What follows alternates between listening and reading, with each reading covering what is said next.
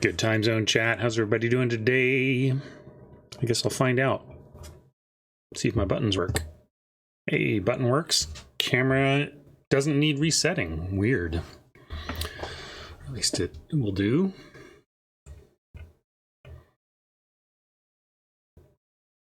What's up, Pablo?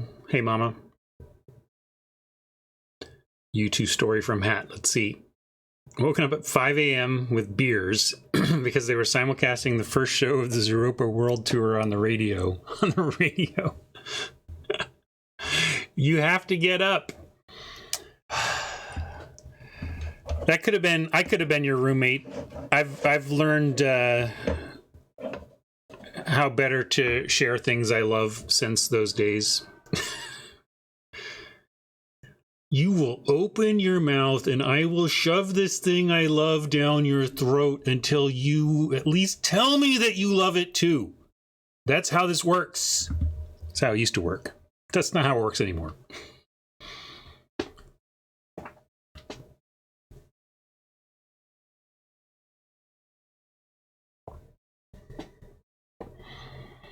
Smash likes it. Maybe Smash was another such roommate. Is that in your playbook, Smash? What's up, Tron? Hey, Alexis. What's going on, Timber? Hello, Rob.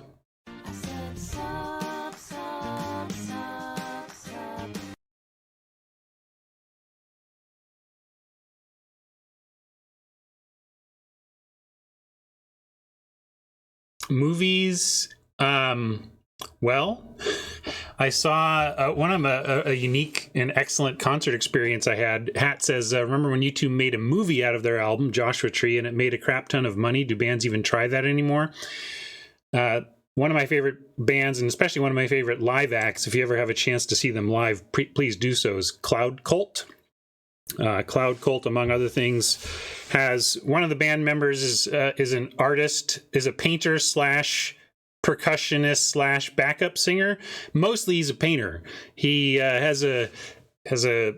starts each show with a blank canvas on a spinning easel, so he can spin the canvas, rotate it around its center, and he spends the whole show going from blank canvas to completed piece of art by the end of the performance. That's one of the things I love about him. But the creative mind behind the band made a movie, and it was, basically made an album out of the last movie, or made a movie out of their last album, and did a live show where they played the music live to the movie being played behind them. It was really cool. I got to see that with my kids, and it was a really special show. Powerful. So there you go. Bands do try that.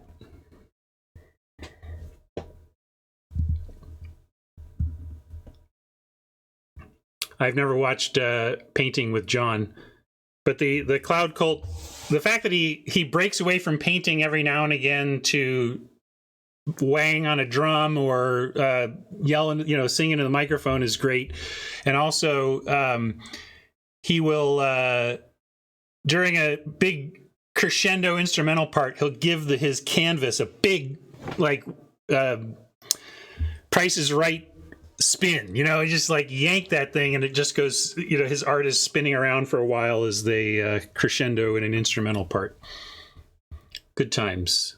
They're actually playing, I'm going to Cloud Cult this year. I don't know if they have a new album. I haven't checked it out yet, but they're actually playing in St. Mark's Cathedral, which is literally a stone's throw. Well, it's pretty far. I don't know if I could hit it with a stone from my parents' house, but it's about a block or so away from my one of my childhood homes. So I'm gonna go hang out with my parents and then walk over and catch Cloud Cult at the St. Mark's Cathedral in August.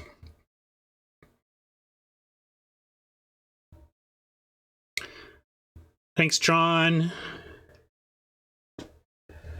Subiversary. Hey, Kelmer. What goes?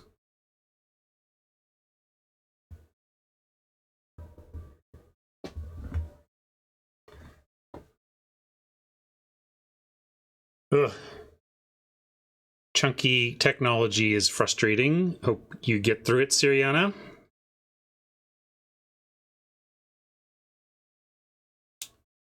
Yeah, that's cool. I appreciate a live show that incorporates a good visual element, especially if you're like, it's kind of expected at larger shows at this point. I mean, if I can't see the expression on the faces of the artists, you better be showing me something to look at.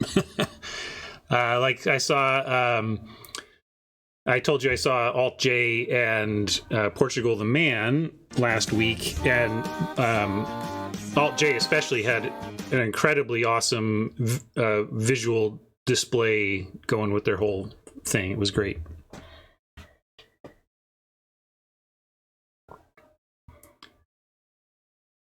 Tron says, one of my favorite bands was on KEXP for a live performance 2 days ago. Guess that is a Seattle radio station? Oh, Tron, you have not been listening. I've only sung the praises of KEXP again and again and again and again around here. People ask about where I learned, you know, my musical taste is basically derived from KEXP. I've been listening to them since the late 90s, and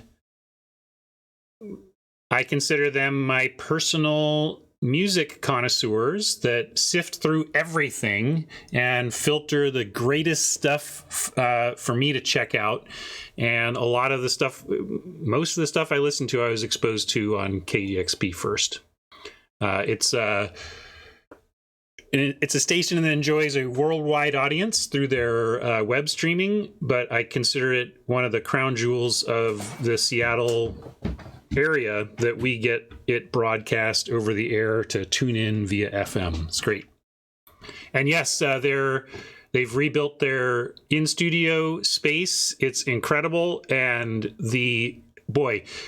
if you love any kind of any college band, any indie rock, any artist that just might have an in-studio on KEXP, go to YouTube and search KEXP in-studio and then name your artist and just cross your fingers and hope they've done one, because they all tend to be pretty excellent if the artist has any chops.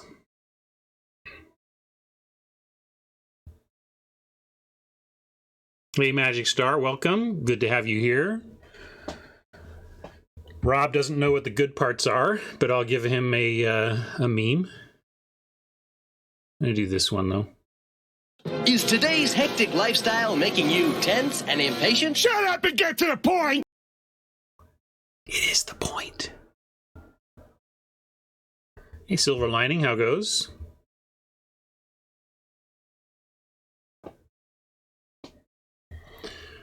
Timber's in a reading phase. That's a pretty good phase to be in. Any strong recommendations? And yes, Hat asked for clarity. I don't have it on my schedule. So who looks at does anybody really use my Twitch schedule to, well, whatever. I will be, it's my 50th birthday tomorrow, and what better way? I mean, I could take my birthday off, like many do, but I like hanging out with my friends on my birthday, so that means at least some of you. I'm not going to blanket it like 100%, but enough of you that you're worth showing up for. So I'm going to be here tomorrow for a regular stream. 31 months for goblins and androids. Thank you.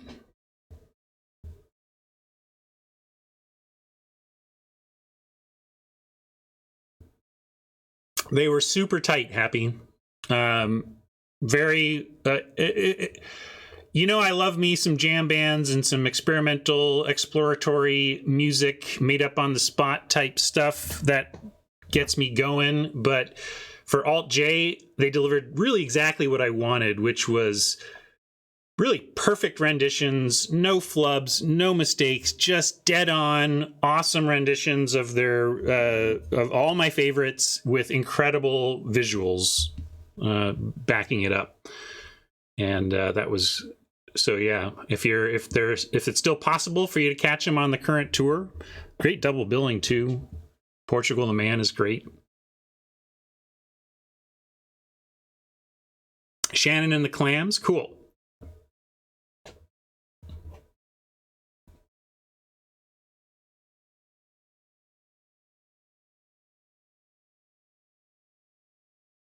What are we playing today? Good question, Siriana. Let's ask. It's going to be Dominaria or Neo. It's just Challenger because I don't know what that is, but we'll see what you want to do. Dominaria has been generally winning, but it doesn't have to. I'm a Neo. Like I was saying, Dominaria is really a soft spot for a lot of players, partly because of how it was such a building block limited format. But I think a lot of many sets since Dominaria have been better limited experience than Dominaria, including Neon Dynasty. You heard it here. I think Neon Dynasty is better than Dominaria. But Neon Dynasty is going to be here next week. Dominaria is not. So what do y'all want to do?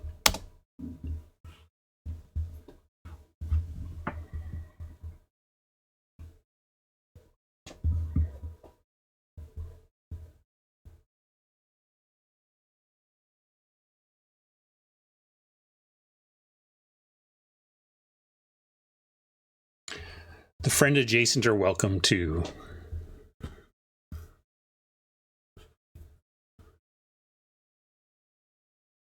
I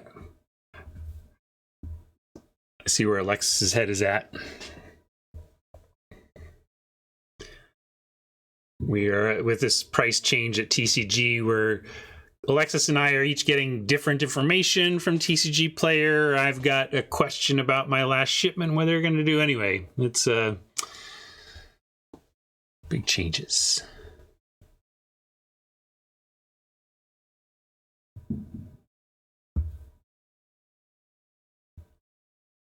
I think you could.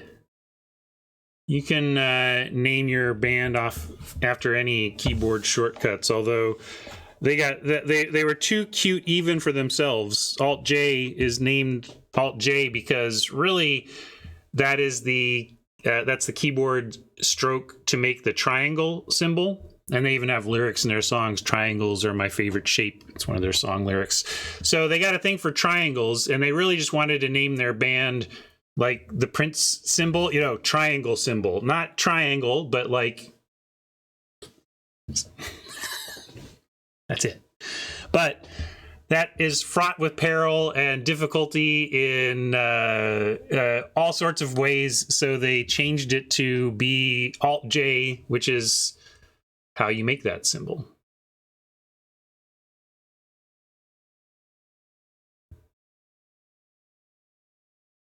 How's this poll going?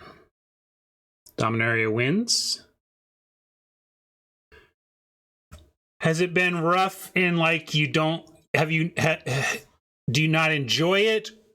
I mean, it's hard to enjoy something where the results aren't up to snuff. If you're losing a lot more than you're used to, it's really tough to find a lot of pleasure in that. So maybe this set isn't hitting you because of that. I'm wondering if it's just variance or if it's if you're zigging while the set's zagging or something.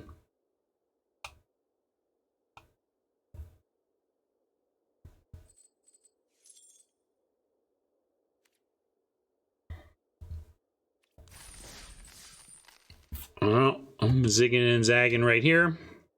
We're going to do this. I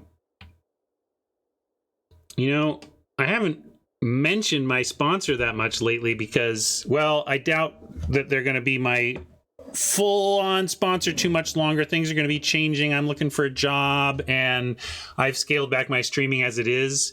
So, crowing about the awesomeness of Card Kingdom hasn't quite been the priority that it has been previously for me, but I do love them. I accidentally ordered a package for shipment. I usually order in-store pickup because it's like right there, and I go there a lot. But I accidentally ordered it for shipping, and actually, I'm curious. Like, see, there's a nice sturdy shipping. what I get. This is probably me more of my specs on this set. Little foil uncommon specs.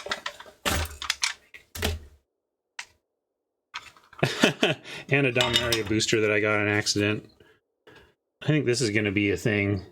This is a common, but I'm picking up foils of those as I can. I think it's going to be a toolbox card well into the future of Magic the Gathering, Pauper and elsewhere. Thanks, Tron. Pablo says win rate in best of 3 is awful and reluctant to keep trying. Yeah, that's fair. A little swingy. Can be swingy in a couple of ways. It can be swingy like, oh my god, I ran into a good ninja deck on the play and had no chance, to swingy, oh god, they dropped that mythic, you know. So yeah, there's definitely some swinginess here. I just like the synergies in the set. I think the synergies are fun to go for. We are low on gems though, so we're going to buy in with some gold here.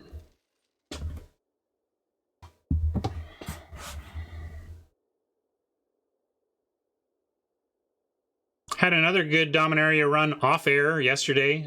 All of my good Dominaria runs have been happening off air. Had a beautiful black-blue control deck that just did exactly what I want to do in the format. Had a light splash for Tatiova.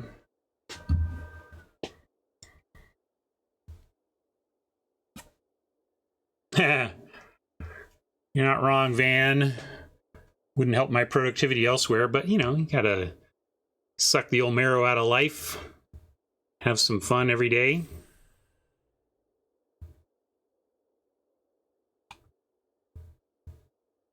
I try, Happy, I try.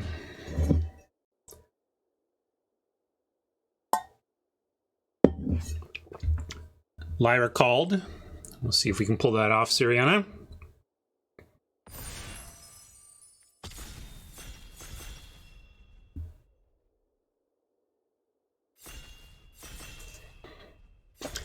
Hey, I can show you the receipts. We can go to 17 lands. I can show you pictures of my Canadian girlfriend. I'll FaceTime with her. All of the Thran. It's funny, I saw a saga and I was like, okay, what creature does this flip into? Oh, no, wait. These are the OG sagas, and in this case, not very good sagas. Sap Migration is a fine first pick. Memorial to Genius. Usually you get enough playables in the format that these action lands are pretty good. Whisper is solid in the right build. I don't generally like to start there, but it's a reasonable card. But I really want to be... It's like a green-black card to me. And Journey Mage is not the blue card I would take. If I'm going to cut blue, I'm going to take Memorial. Journey Mage is really at its best when you're being aggressive. You're going to play it in anything, but if you're making tempo plays to get attacks in, it's much better than making tempo plays to get another draw step. I'm going to take the... I'm going to take the Sap Migration. It was a last-minute pivot to the migration. I think this is a fine place to start, really. And there wasn't much green in the pack. That was another thing that made me pivot to it at the last second there. Two-Headed Giant is a glorified 4/4 for 4. 50/50 when it attacks, it does something a little special, but it's not bad, no, but don't be fooled. It's got the rare symbol on it, but it's double red and ultimately a creature that tries to attack. And if you're defending, it is a common green creature, right? So I don't want to overplay that. I'd rather almost have the interaction. I find in this format, being able to interact and then recur the interaction is more important than the giant. I'm also not a big fan of elves in the format. I might take it here because it further cuts green. This is very replaceable, and Impulse and Sky aren't really picks in best of 1. So yeah, I'm going to take it because of lack of obvious quality elsewhere. Really, that Fiery was the next consideration for me. I know a lot of people really like Time of Ice. I like it in Wizards. I like it as a tempo play, again, when I'm using this to get damage through. I do not like it when I am just using it to buy some extra turns as a control deck. So yeah, I'm going to stick with the sap. We stay green. Animus isn't that good. Another couple of kind of loser green cards here that aren't really sending any green signals downstream. So, yeah, we're going to take this out. I just wanted to call out Time of Ice. I think even Deathsea had this as like S tier in the old tier lists, and I never saw it as that, although I do see it as S tier specifically in aggro Wizards with good ETBs, and where you can maybe do your own tap downs and stuff. Anyway, Time of Ice, I don't think it's that important of a card in the format, but it does support aggro if you're doing that thing. And speaking of doing that thing, how about 3 sap migrations in our first 4 picks? If we can wheel a Jousting Lance, I like a Lance in a deck like this. It's going to be spitting out the saps. Really quite a strong start to get the Trips migration as we can now really build around that and really know that we're going to have a solid go wide base, and things like Jousting Lance get better in decks like this. Although Blessed Light may be the best card in the pack, but this is a pretty no-brainer to keep on the sap path to me. And yeah, Aggro Wizards is an S tier deck, but that doesn't mean an individual card in it is S tier, right? So this is funny, and we're doing it. Another Fall of the Thran. I guess we just make a bunch of saps and then blow up all the lands, right? What are we doing? White green? I don't even know if I've ever played white green in this format, but Peggy is pretty good. Not with saps, though. Launching a single 1/1 in the air, not really the best use of this card, but it is the best card in here. Almost want to take the Ooze just to slam the door on green, but Pegasus Courser is good enough to take.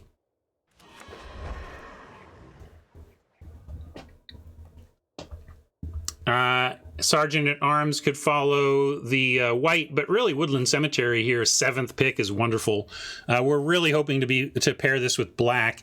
If you got 4 Saproling migrations, you're trying hard to play black, right? So I really love this is here for us.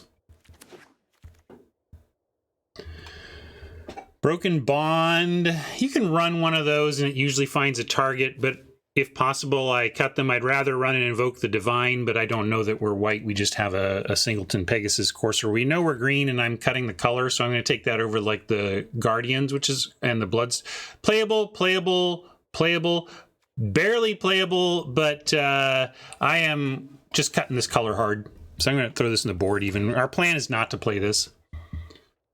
Fall comes back, no big surprise there. Tragic Poet could maybe do some work if we're like maybe we do end up in black, but we splash a little bit of white for abusing sagas and flying green monsters that are yet to come. Like Pegasus Courser lifting up our Omnivore, that would be sweet, right? That could be game winning. Anyway, I'll take this. I probably should just take the rare for rare drafting. Hey, this is all 3 of the green cards, gang. None of these were particularly important, but the fact that all 3 of them are still here with 5 cards left is a wonderful sign for our chances. And with the land, our 6 drops are pretty well covered with sap migrations, but we'll take a worm. I mean, And then I think these were the only 2 green cards. So we like, this is, again, not important cards that we're getting late, but that they're here at all is a nice sign. I'll grab this Knight in case we're just some weird white-green aggro Dominaria. What is going on? Aggro go wide? Yeah, actually, hey, I was saying how much we think sap migrations are a black-green type shell, but there is, or gosh, am I remembering the set wrong? Don't we have +2/+1, charge? Like, this is, charge is legit with 4 migration. Yeah, to that end, we could take Angel. We could take Siege Gang Commander. We only have 1 color right now. We don't have to take anything white. So this could be the time also to get the Soul Salvage and get on that train. Shivan Fire is interesting. Plus, yeah, right. It's the 1 mana +1/+1. It's not Glorious Charge or whatever. Okay, so maybe that's not amazing, but Siege Gang is pretty amazing and is go wide. I don't know. It's another weird color pair. I've done Jund here, but what am I doing? I'm gonna take the Siege Gang. It's just really good. We might be more likely to be white, but this is enough, powerful enough to be worth the hedge, I think.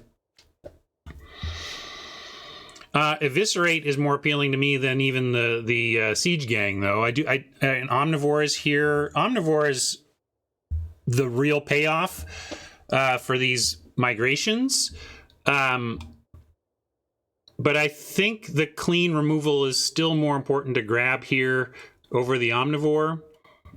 Sentry is interesting if we wanted to continue on the white path, but just not good enough. And we have a couple of white cards, but I have not yet felt like I am playing white. And we have the Cemetery, yeah. So Eviscerate could be splashed effectively. So let's take that. Whisper here is more appealing than it was the first time around. Now that we got all these saps to really abuse it with. Here's another Omnivore, and man, if I pass 2 Omnivores and end up with 0, I will feel quite silly. But I do think Whisper gets the nod here, given the sheer volume of Saproling migrations we have.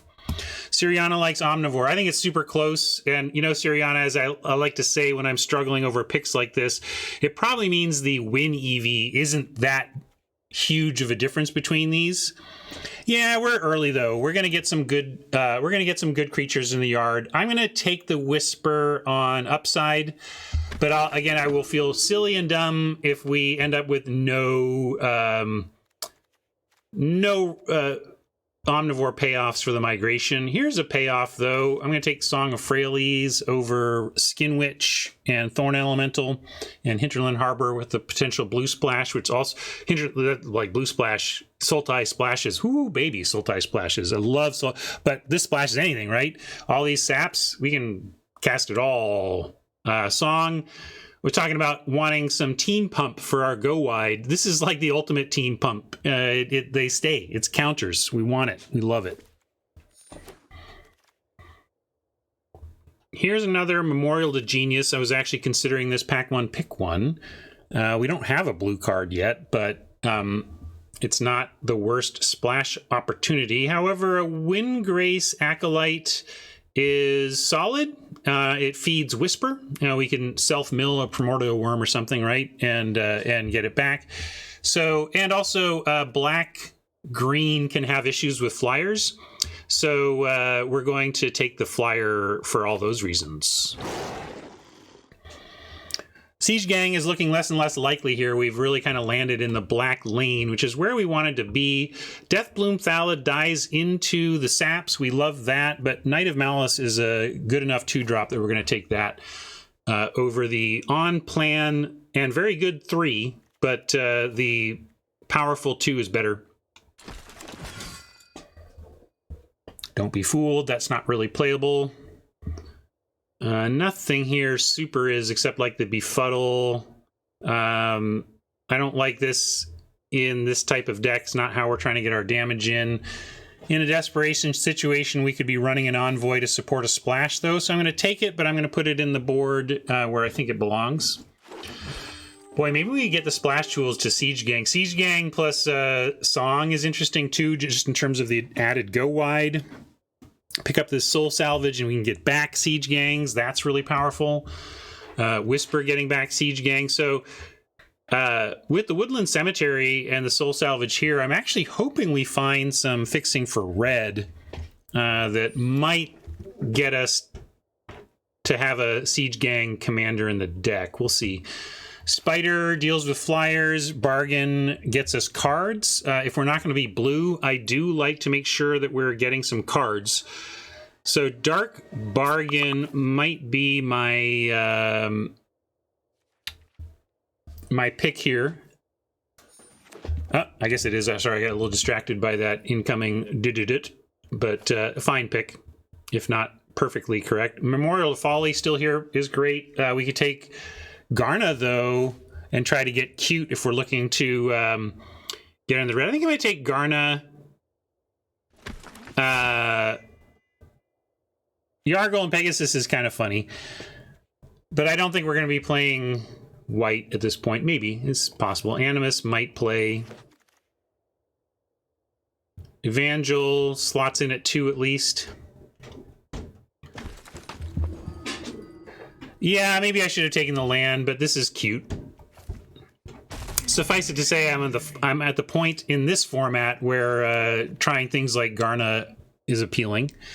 Here's another payoff for making something fly with Pegasus Courser, but I kind of just want to take my Omnivore now here at pack 3. Make sure I get at least one of these.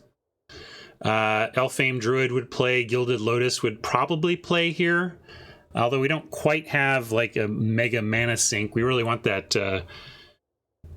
Slimefoot. Slimefoot would be the dream, but I'm going to be a grown-up and take the Omnivore since I haven't eaten my Thallid for 2 straight picks. It's time to do the right thing. Grow sets up the splash we're talking about. I think with a Grow, especially if we can pick up another Grow or a Skittles or something, we can suddenly think about the Siege Gang. Trouble is, it does need 2 mountains. You can't, and it has the risk of self-milling one of your outs. But we're going to take Grow and keep an eye on that Siege Gang. Or now maybe we just take Ariel and switch our splash to the Courser. That seems right to me. It's just too good to not take. And it's easier to splash than the Siege Gang. And we have a Pegasus Courser we wouldn't mind splashing too. Not splashing the Knight of New Benalia, though. That is not good enough. Skin Witch or Offering? Which is more important? I guess we are not going to get run over with 4 Sapperling Migration, so we could really take the Skin Witch and feel like we're going to have time to do this. But we don't have a lot of reach out interaction, do we? And like we've got an Eviscerate, we've got an Animus that kind of sucks. So yeah, I should be another grown-up pick here. I love the Skin Witch, but we should take the Offering, especially with the saps to make it a -5/-5. Too good. Nothing too good here. I don't think we're playing any of these. I'm going to rare draft. I don't care about any of the other cards. Well, check it out. It's actually a deck for splashing Shauna. Wow, cool. I mean, this is right on plan. It's a go wide payoff. Man, and I only got the 1 Omnivore. I'm glad I did pick that up. I was almost... oh, and Blessed Light on the splash. This splash just got great. This splash got great! I'll take an Ooze over an Adamant Will. I don't want to splash combat tricks. I don't think I'm going to play the Ooze, though. Although I guess I'd probably play it over the Evangel. At least it does something. Bargain number 2 over Animus number 2. Yes, I think so. Another Garna, but I don't think I'm going to do the red plan. We can't really splash 2 things here. So I'll take another 2-drop, and we're going to cut this red. Hey, Spider, that's a for sure consideration to make the main. We got some cuts here. That's good. Sergeant-at-Arms is go wide, but it requires 2 white to get the kick, so we're not going to do that. It's also not quite good enough. If it were better, and it also didn't require 2 white to kick, I would play it as an on-theme card. Yeah, Evangel, Ooze, Broken Bond. I doubt black is the splash. Maybe we think of it as really a double splash, Siriana. I think it's probably more like heavy green and then medium double splash. But with Knight of Malice and Vicious Offering wanting to be available on 2, I don't think it's going to be that even. We might have a couple of planes, though. I want to account for the possibility of one of these getting self-milled by the Acolyte and still needing to find one with a grow. So I'm going to give it 2 planes in the grow for the 3-source splash. 3 sources might be a little light for 1, 2, 3, 4 cards. We do have a Woodland Cemetery to help with our core colors, and the grow fixes for those as well. So let's go to 4 sources or cut some of the splash. You could say Legacy's not great as a 2-drop on the splash, but as a 2-drop you don't mind playing on turn 8 with a pretty crowded board. Courser isn't getting much, so we could even do both. We could add a 3rd planes and cut the Courser. But Courser flying the Knight is pretty cool. We could cut. Are we playing the Worm? I mean, one thing to remember here is that our curve really looks something like this. Some mix of saps migrations in here. Also funny that we got 5 migrations in our first 6 or 7 picks, and then didn't see any more. Song is fixing. I didn't count that. It's a good point. So maybe, though, that's part of... is that enough? Is that enough to leave it as is? Is that our 4th source, or do we want to go planes number 3 and just have 5 sources? Yeah, Mike still wants a 3rd planes. That's why I'm asking the question. While it's a great observation that Song is going to be some fixing, I think that is just more reason to put in a 3rd planes, and know that Song can help fix our black as well. That leaves us on... In fact, we might have to do it like this, though. So we get 8 green sources. Only 7 that casted Llanowar Elves on turn 1. I honestly don't love that. And then 6 plus the grow as 7 black sources. I think we're going to do this, and it's a little awkward. This is 16. We could do even like this. With grow, Llanowar, and best of 1, we might want 16, but we're also, especially if we're running the worm and we effectively have 5 potential 6-drops, it's too bad we didn't get a real mana sink. If we had a place where we could dump endless mana, I'd like the 17 a lot more.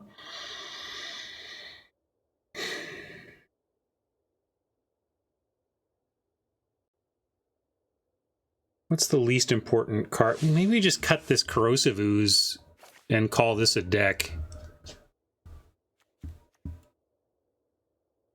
Here's Ariel.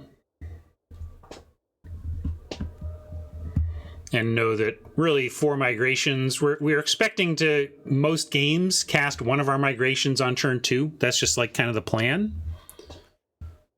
Yeah, small mana sink. It's just not a repeat. That's what I was saying, like endless. You just don't get, like, if we'd found ourselves a Slimefoot, that's the dream, right? But I think I'm going to run this and understand that, I mean, Soul Salvage is effectively a 6-drop anyway. Vicious Offering we're fine with in the 4 range. Knight of Malice being unable to be cast on 2 is like one of the consequences that we may face with this mana, where we get this in the opener and can't really run it out.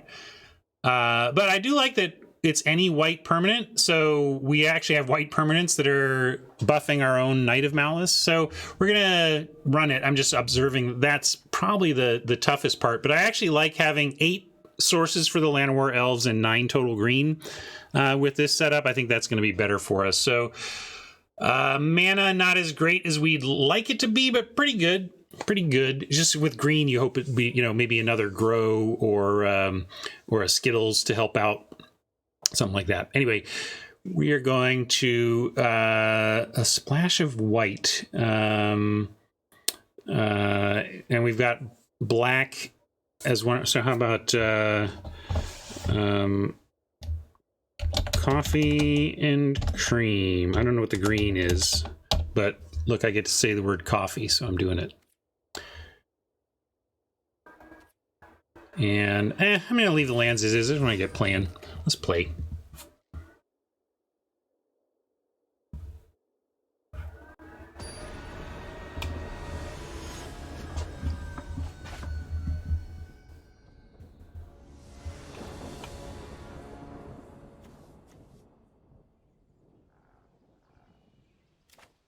All right. We got our ramp. Doesn't really go anywhere yet. Little land heavy here, but we're going to keep. And I'm going to cast the Migration on 2. Unless we... like, the only land I want to see now is a Plains, kind of for the rest of the game. We've got really all the land we want with one more Plains. Kill it! That's cool. I didn't really have much to do with it anyway right now. So this gives us a pretty clean migration.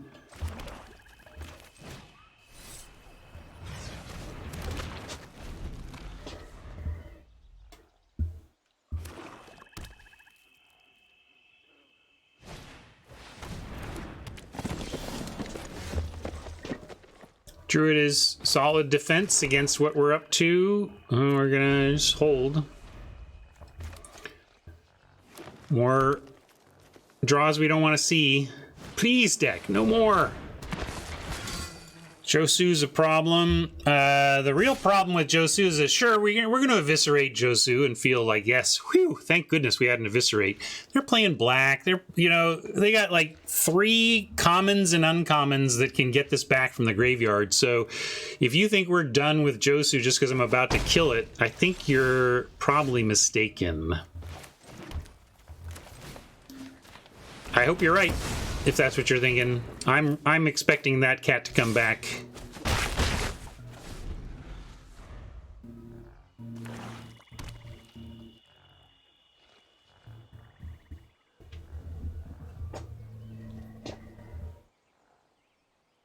That's my plan in the format, is to do things like bring Josu Vest back from the graveyard. That's like plan A.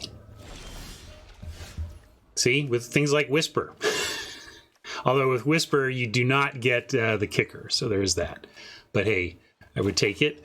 I could play Whisper. It's better efficiency mana-wise, but it actually is not a better attacker than a Knight of Malice. And there's nothing to get back. I guess we have a Llanowar Elves we could get back for 2 saps. That doesn't seem worth it either. So I'm going to play the Knight of Malice, even though it's less mana efficient here, because I think that it has more hope. We draw Plains, we could get a white permanent out, have a 3/2 first strike, and attack into the Druid, for example. And here, pretty easy. We're going to ditch the Forest and the Sisay and thank our opponent for giving us a way to get Sisay onto the battlefield.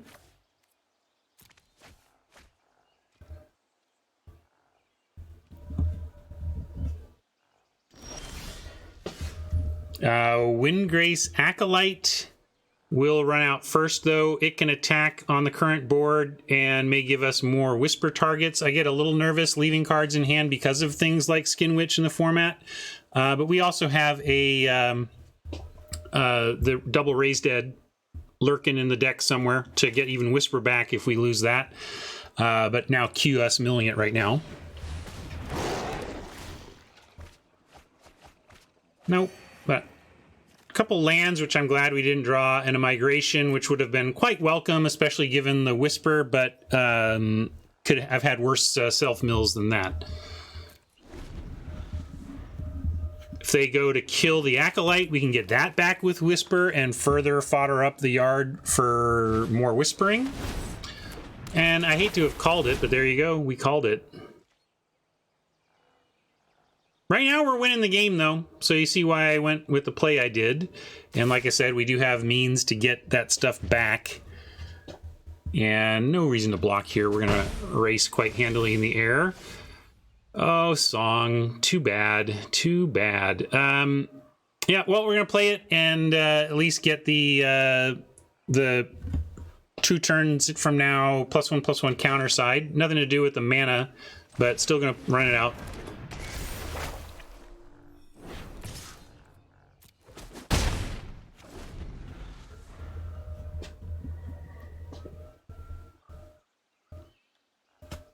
Yeah, you just It's obviously not Song at its best, but maybe we'll draw something to help it be better, at least, you know? Something to power out. Maybe Ariel with, although we don't have time to activate with the extra mana. I don't know what I want to draw. What's the best draw for us?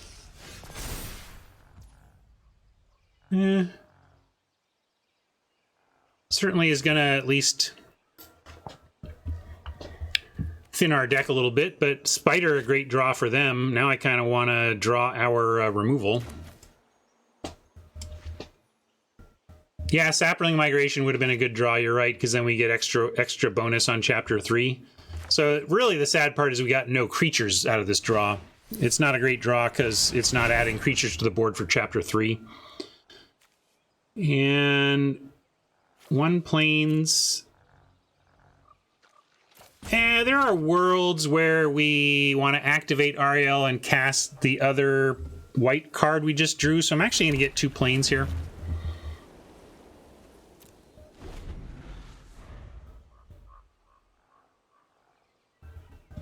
Oppo finding cards to line up pretty well with what we're doing. I'm really on the... yeah, I want Dark Bargains of our own. That would help. We're losing the attrition battle right now, so I want tools to win the attrition battle, primarily Dark Bargain and the Double Raise Dead.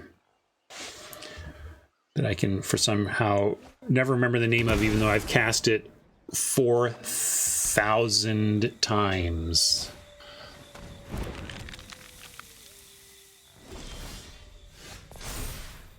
There's the bargain. I was hoping for that. One thing I like about the design of Song is that it does provide the no-look attack. I haven't come up with, besides exile attacking creature that you suspect they might have, there's no real downside to swing all every time. You just go, you know, it's just safe.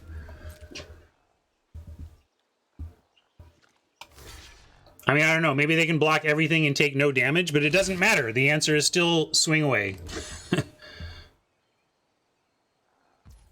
And just, you know, I'm going to cast this anyway. I don't think there's anything that's going to affect combat, but may as well. There's the worm I was hoping for, the migration that would have been nice before, but fine. We'll take these now. You're a little bit late, cards. A little bit late. But we'll produce some nice turns next turn and the turn after.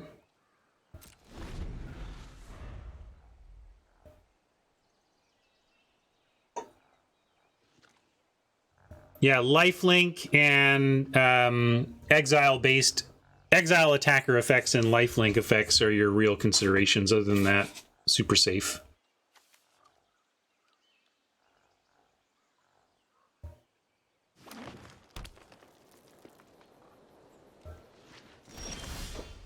Hey, and the soul salvage. Come on. I'm just worried about more witches now and trying to figure out what I'm supposed to cast first. Maybe it's supposed to be soul salvage to get more cards in hand. Might just be worm to present them with the real problem. And then if they kill it, we get the real problem back. Although we're going to do that just with Whisper. Hopefully you get Whisper back here. If I soul salvage now, we can cast Whisper. That's a legit reason to go with the salvage play.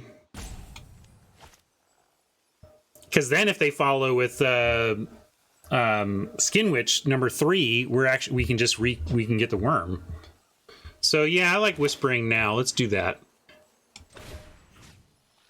Whisper and well, I could take Llanowar Elves if we just want the extra mana, but actually I can't cast it, right? So I'm gonna go with the Legacy. I don't have the 5th mana. If I had the 5th mana, maybe. That's true. Thanks for that, Siriana. I wasn't really acknowledging the candle's existence here on the board. And to that end, maybe I can go with the Legacy this turn and Migration next turn, and then they kind of have to get Sissy in response, and then we get Whisper to reapply that threat. So I think Siriana's observation there is super important, and I'm actually going to change my play because of it.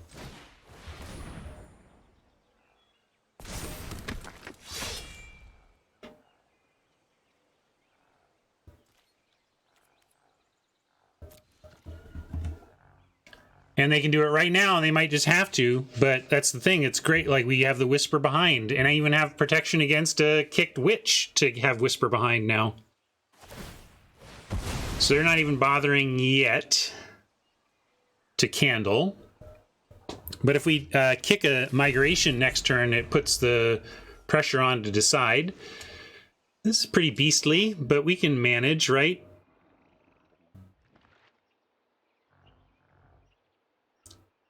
It ends up being a virtual vanilla, as we call it. Which is to say, the turn after it enters the battlefield, it plays like a vanilla creature.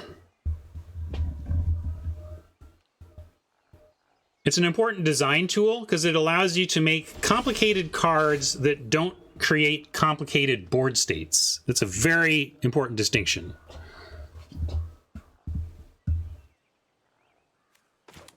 So now, yeah, we're gonna make them decide and kick the Migration. Let's see, 1, 2, 3, 4, 5, 6, 7, 8.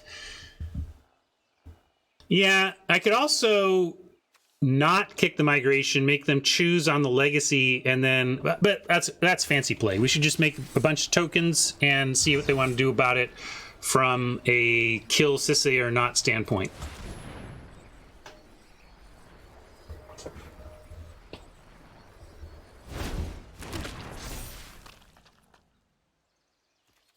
Well, if they're going for the not option, we're going to start applying pressure. Oh, they can't. Another, how's that? Target creature. Hey. All right. Now I need to give myself this. Having two people in chat explain what my cards to me, explain what my cards do to me, means you get this. Oh no, please! I can't read your crazy moon language!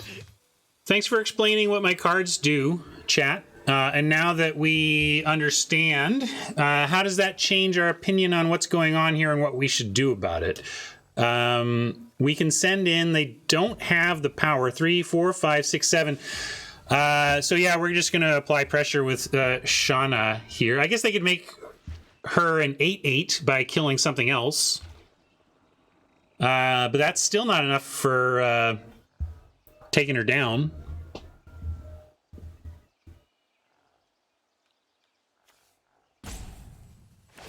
Who knew that you can't target her with stuff?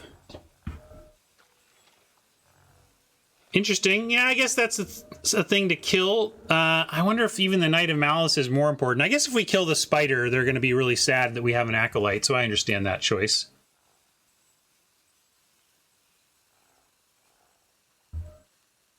We get Timber. Timber, you're lying. Nobody knew that.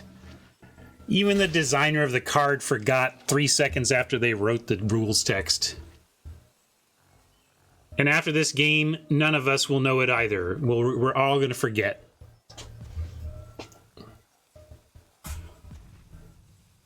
I don't know. I think they just, like, I don't know why they used the candle there. Maybe they felt like, hey, my mana's going to be tied up by Torgar next turn.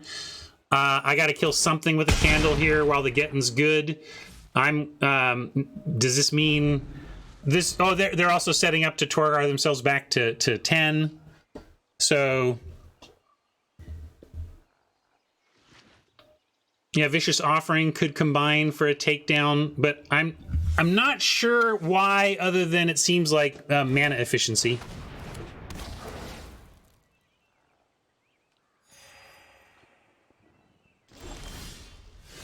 And now, like, legit blocks on Shauna, but we get to get her back for fairly low cost. She'll get smaller because we got to give up some saps to do it, but we send in, I guess I make the worm first, 9/9. I don't know if 9/9 versus 8/8 doesn't change anything. They still double block, and it's just a 1-for-1 with Torgar. So yeah, we can. I just don't think it changes anything. We're 1 mana away from getting 2. Oh, I should have really played Whisper. I want to get this back again right away. I just went for mana efficiency, but really Whisper is the thing I want to have online next turn. Still, this won't suck to have online, especially after we make them trade here.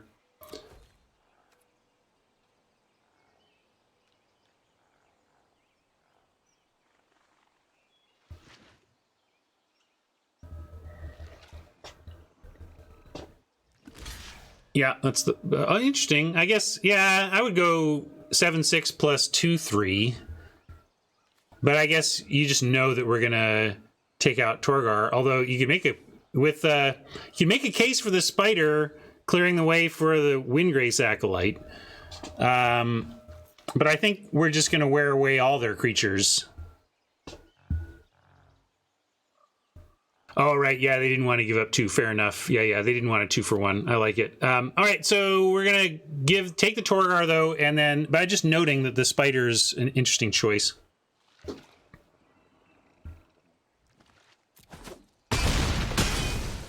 They killed the flyer, but they know we've got a Whisper.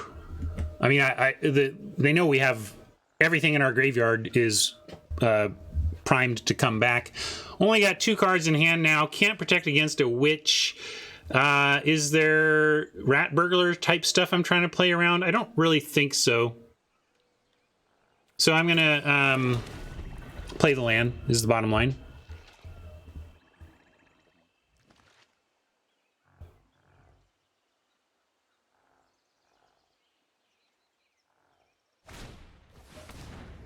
Miss, miss, miss. Or at least nothing big, nothing big, nothing big. Wait a second. Wait a second. That's all right. I can plow through all your damn Torgars.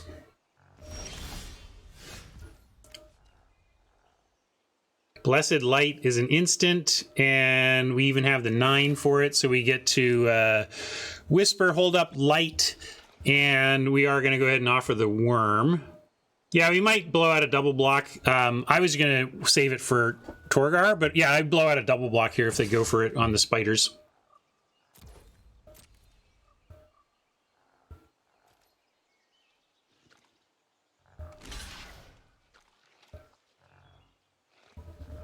Yeah, it's going to be worth it to blow that out.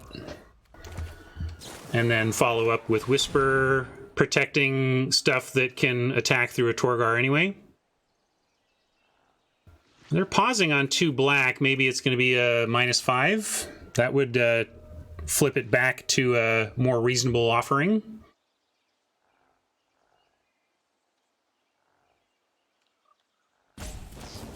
Yeah. Not the blowout we were looking for, but we got that out of their hand, and it's going to save Whisper. Whisper living is going to be the difference here anyway. So offering got our get there, but it clears the way for Whisper, hopefully. Two cards we don't know about.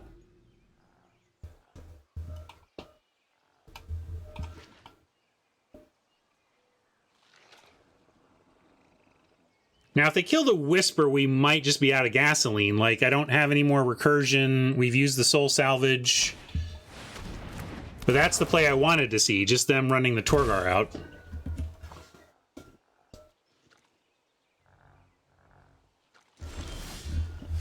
Courser is fine. We're going to play that. And nothing has haste in the yard, and Whisper is not like sorcery speed, so we can just hang tight. And especially if they attack with Torgar, like sack blockers, that kind of thing. So we're going to say no attacks and get Primordial Worm back out for Pegasus to fly over with. Although Peggy's going to die to the Mammoth Spider if we do that, so maybe it's just, we'll see. We'll see. We got options. If they don't block... This card has been pissing me off. Like, it keeps gaining my opponent's frustrating amount of life, making my life difficult with their life difficult. We can overcome, though. We can overcome. 14 to 11 cards in library. That's a concern. We do need to win before we deck. Action we're drawing from here. Dark Bargain, Vicious Offering, Ancient Animus, Migration, Omnivore, Ariel. Boy, we're like all action. Got 4 lands left, and the stuff that's not lands in our 11 is all pretty good looking. So let's go. What are we bringing back? Windgrace or... No, we don't want to self-mill. That's bad for us right now. We got to go Shauna. Is Shauna going to be bigger than Primordial Worm? After we Whisper. 1, 2, 3... wait, 4, 5, 6, 7, 8, 9, 8, 7, and 8. 7, 7. So that's a little bigger.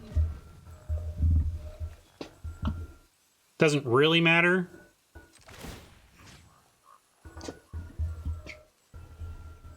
Yeah, we might draw creatures to make Shauna a little bigger, so I'll do that.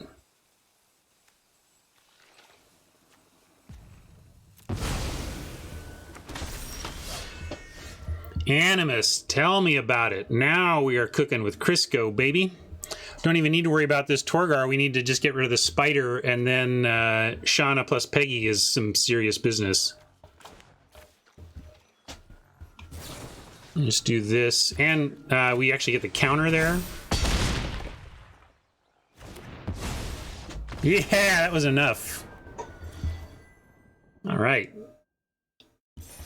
That was a cool game. That's why we like Dominaria. You know, it's not a perfect format, but it produces a lot of games like that. And I think that's why the fans are fans.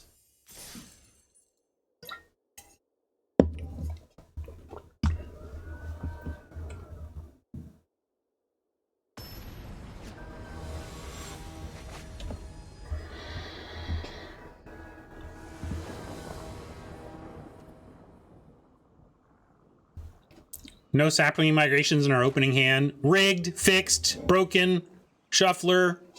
Blah. We're going to keep, though. Still looks good. We got Offering to save us and our Omnivore. Yeah, it looks fine. Hello, Mr. Nightmare. Welcome to the stream.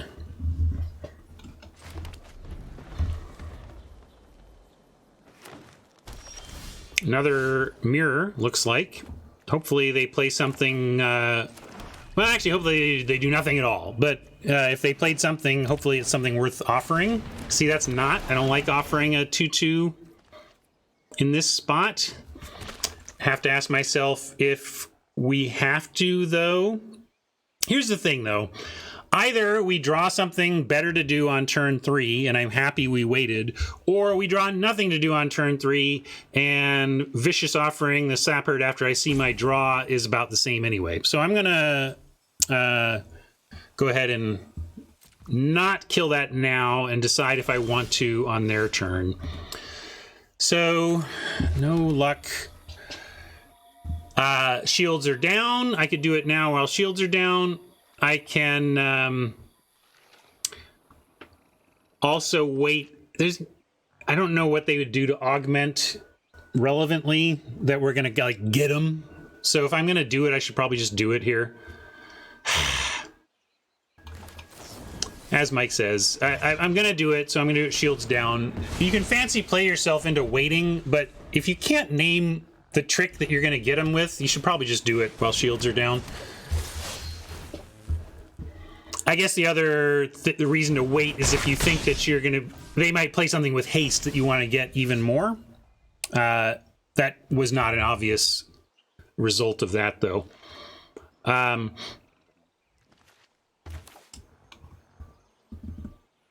Omnivore gets on board but doesn't block the rare. That being said, we don't have much else. So let's do Omnivore, and then next turn we have Legacy... We have Shauna or Bargain. Yeah, the red was a little bit of a surprise there, right? That was not something that was realistically... What we expect is for them to be splashing a rare that they're going to play on turn 4.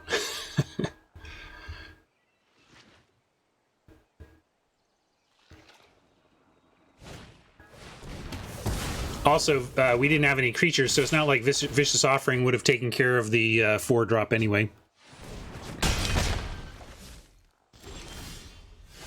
All right. It's a little awkward. We're at 12. Soul Salvage isn't worth it yet. We can't 2-spell because we only have 1 white. If we Dark Bargain, yeah. This is not looking quite as rosy as our last effort did. Courser Legacy also blocks this. I'm going to go ahead and play Shauna. This is more mana efficient. I may have a turn next turn where I go Shauna Dark Bargain, so I should play Courser. But not going great here. If they come up with the removal for the Courser, we're almost certainly dead. But if we can untap with the Courser and block or keep the 1/1 from attacking, we have a plan, a hope. So good to see. Sap's not attacking suggests no tricks.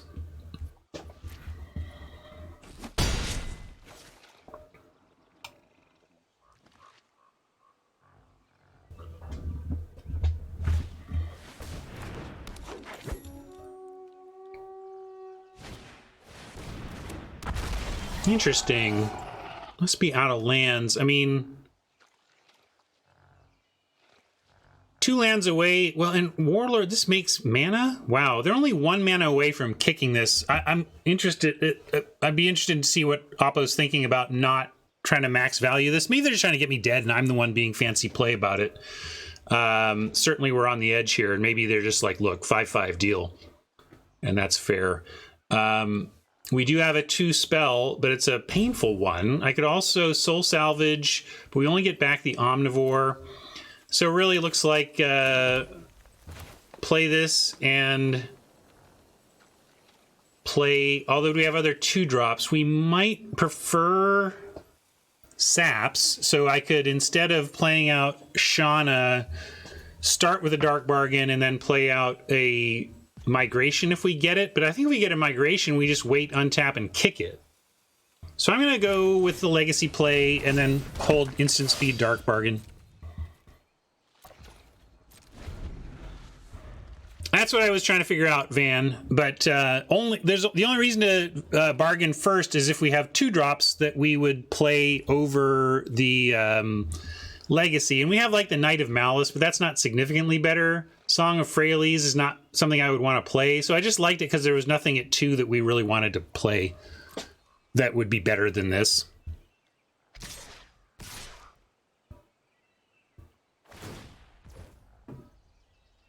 Although, I mean, here I have to like chump with the Pegasus Courser. So maybe thinking back through, maybe I really did need to look for the Migration, right? To just have a easy chump on the 5/5, because now I got to throw a real card in front of it. But we still have to. Peggy is really about getting stuff through on offense, and we're nowhere near worrying about getting stuff through on offense. So it's really a non-issue creature for us at the moment. And by the time it matters, we'll have come across our graveyard recursion if we get there. So we'll get Peggy back later if we need it. And I still should just hold the bargain until literally the end of their turn. No need to give them any info.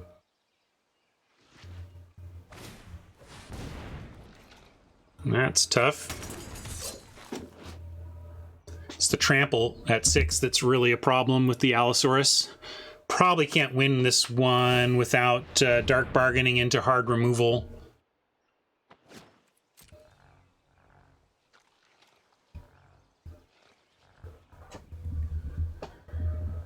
It's possible Sap just makes Legacy so big that does it. Maybe they got some other thing that they wanted to have available. Maybe there's some instance going on here. I don't know. But here we go. Last chance. Can you give us any help, Magic Gods?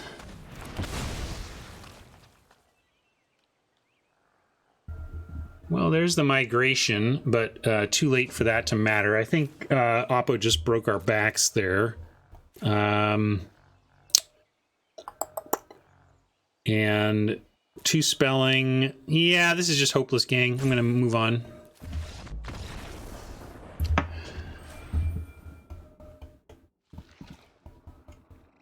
I could stack my deck and it wouldn't get us out of that. Maybe, I guess maybe if I exile the forebears, but that's the thing though. I could get like one great spell to deal with one of those important problems, but the leftover problems would have got us. Stupid leftover problems.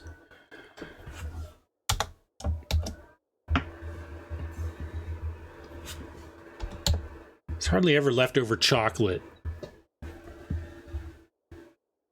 There's always leftover problems.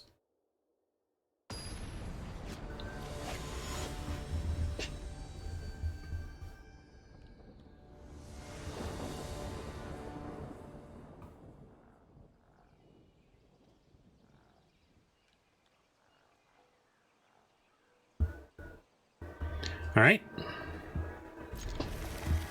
Question on this hand is, do we cast a second migration on 3 or do we wait for 6 mana? Obviously, it somewhat depends on what we draw, but assuming like, hey, we get a swamp and another, well, you know, there's the swamp I just asked for. But if we get, I don't know, like,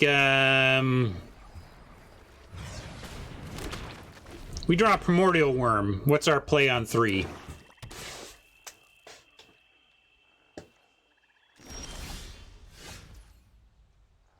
Or we draw something we can't cast, like Shauna.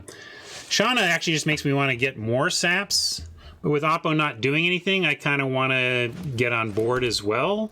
And we're about to bargain into, hopefully, the ability to cast our white spells.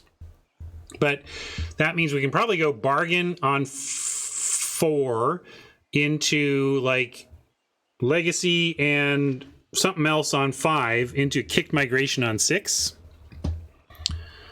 Mike likes playing it out. Anybody else got opinions? I'm going to attack while we take final thoughts on that.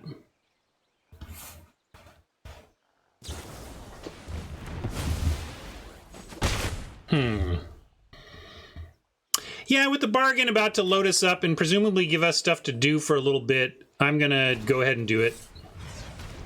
Especially with having one of them be picked off there.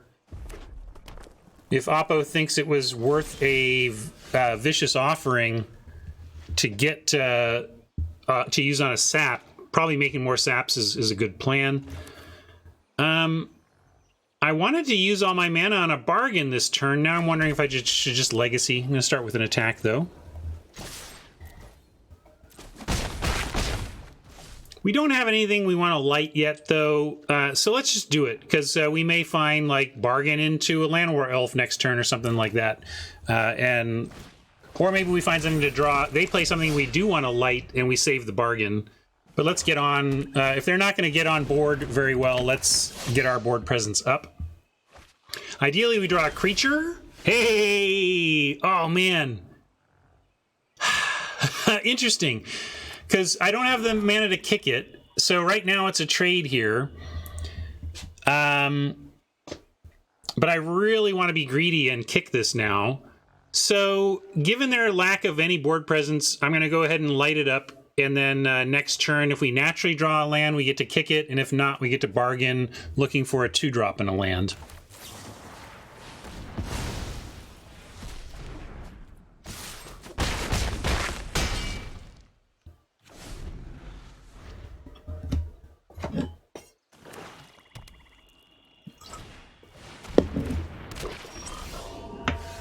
Well, Yargle's going to be able to trade with Shauna almost no matter what, so the kicked migration doesn't matter all that much, but we're going to make him do it by presenting quite a lot of damage. It's not on this scene, but I can maybe go digging. It is pretty darn worthy. And it's a forced block. They have to block Shauna here, so.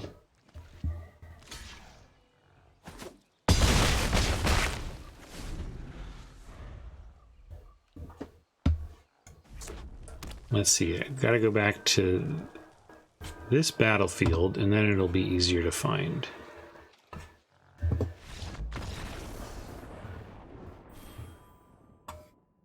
Can I kick it? Yes, you can. Can I kick it? Yes, you can. Here, actually, what I'm going to do...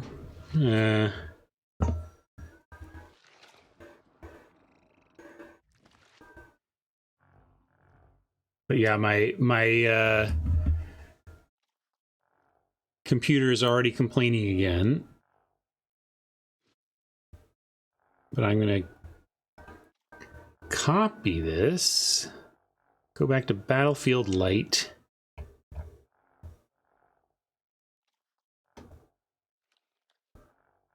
There. I've moved the SAP meme into my current Battlefield. Can I kick it? Yes, you can. Stop it. We'll get back to that. Hopefully I'll have need to trigger it shortly.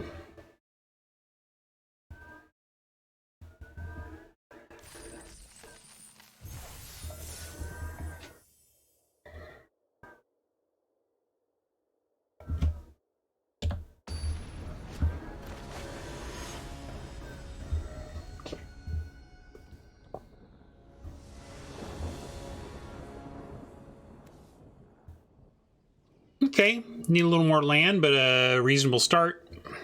I just don't like that our next play is on 4, so we're looking for, we're asking for multiple lands or something else to do cheap.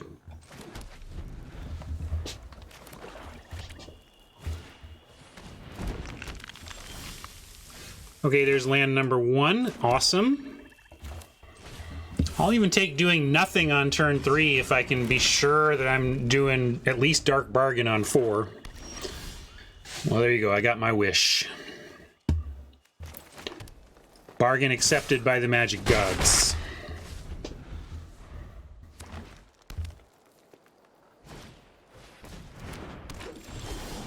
Frustratingly late elves for Oppo. We have Dark Bargain on 4 is not really what you want to be doing on 4, but I said I wanted to at least have that, and we do, so I'm glad about that. I'm not going to bolt the bird in this case. That is not enough value for a mana dork on turn 3.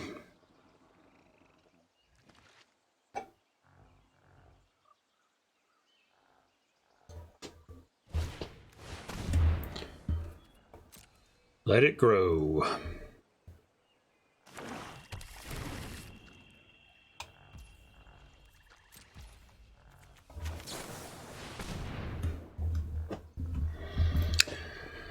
Well, we got a worm and a grow of our own. Is it more important? I gotta take the... Well, we could risk it and just not take the cemetery and hope we draw land number 5 for the kicked grow. But kicked grow gives us... Shauna. We can kick grow into Shauna, so I gotta take the grow, and then it seems silly not to guarantee casting it. The Tron wants to go the risky, well, I guess what are we gonna do on 4 if we don't find our 5th land? And we can eviscerate, but there's nothing really here to eviscerate.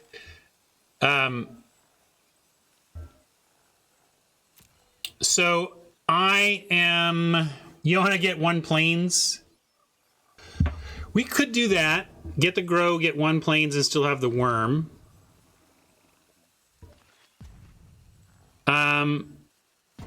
No, woodland doesn't come into play tapped. We're good. Interesting. Well, it's on whether or not we want to kick the grow or not. That's the only question. I think I'm going to go with Tron's greed. Well, I'm going to go with Tron's play, which is not the super greedy thing, because we might just draw the land, right? We might. See, we didn't, but I like that Tron had identified a backup plan. We had plan A, which is draw a basic land and get it all anyway, right? But we have plan B, which is don't kick the grow, get the plains, and still play the Shauna. So good plan from Tron. Maybe I should do all this after combat, though. I don't think they're ever going to block.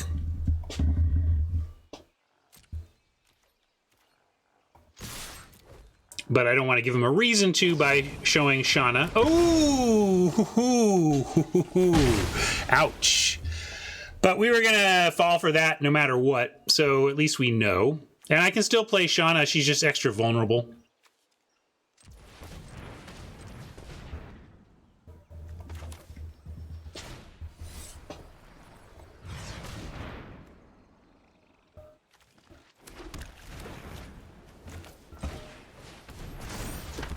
Yeah, as a 1-for-1, but as a painful one, right? It would really hurt the power of this card.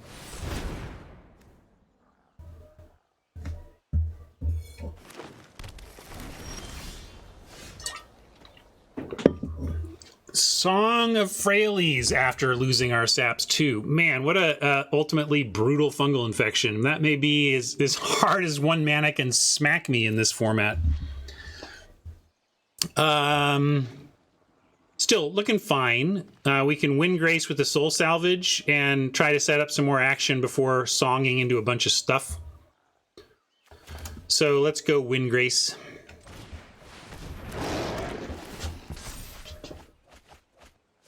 Whisper in the yard now.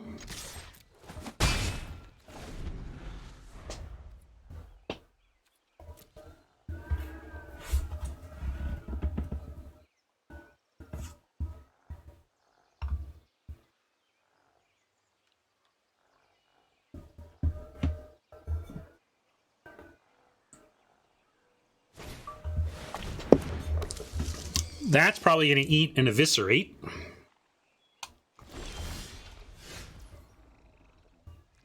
Yeah, I'm not going to go digging in the basement for that right now. Oh, actually, it might be one of our surface ones. Did I save that? I thought I kept it as one of the... Yeah, actually, we have that one. Here you go. Welcome to Miller Time. It's brewed here. It's yours and mine. Truly one of the all-timers. Let's see. I should do a meme bracket. Top 32 or top 64 memes of all time squaring off. Anyway, so 1, 2, 3, 4, 5, 6, 7, 8. We play Song. I'm counting these as mana because we have Song. So yeah, we can go Song Worm or Song. Oh yeah, we can't do Eviscerate and Courser. So yeah, Song Worm seems fine.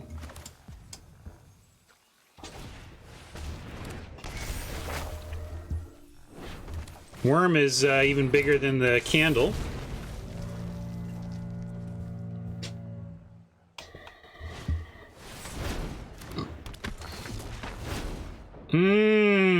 Stupid Skin Witch. So tough. Obviously Peggy, but I think we might have to give up the Eviscerate to keep the Soul Salvage, get the Whisper back, and make sure our recursion is intact. So definitely the Courser, and then we'll find a different way to get through the Spider. But I hate it, but you got to do this.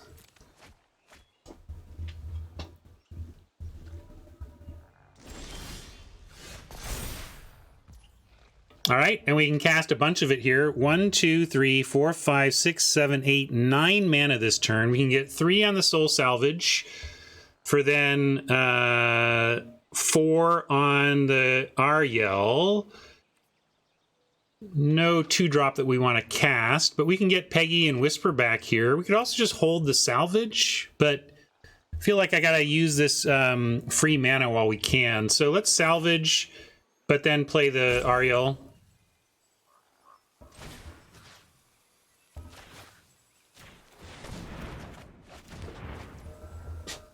Right, so we got 6 left now, and we can't quite 2-spell on 6, so we're gonna go for this.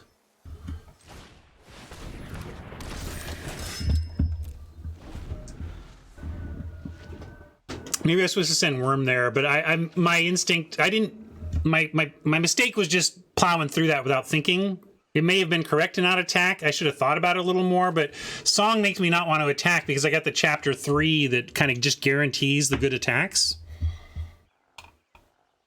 They kind of have to candle the Ariel now, and then Whisper can get her back. Yeah, like I said, I should have thought about it. It was lazy to just not. But there you go. I did. I got lazy. Still, we're going to send in this for the easy peasy. And then worry about plays after that. 6 mana, we can Blood and Animus.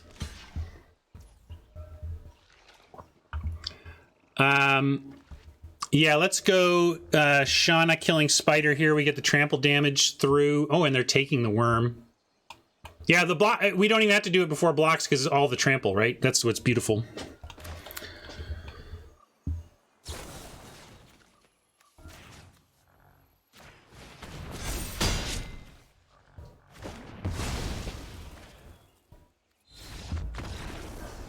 All right, Oppo had enough, especially seeing the Whisper in hand.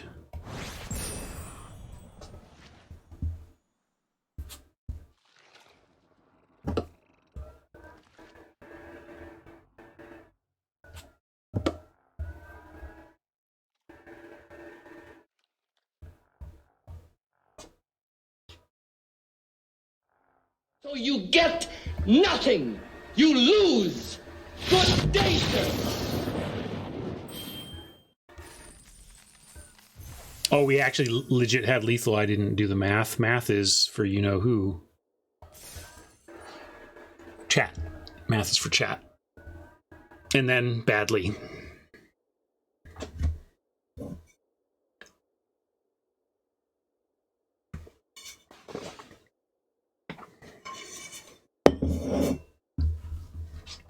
Hey, Fluffy Face, welcome. Oh, I didn't update the record. We're 3-1 now, right?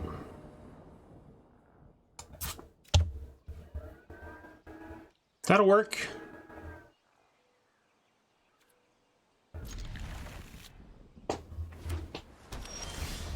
Hey, even got the planes for the turn 3 Courser. Not bad, not bad. Migration on 2, Courser on 3, Dark Bargain on 4.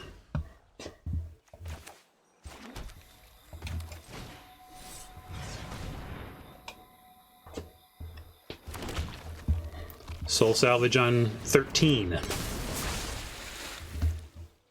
Interesting. Yeah, I guess if they had no other play, I like to try and use Trickster for, well, tricks, but can't always get what you want.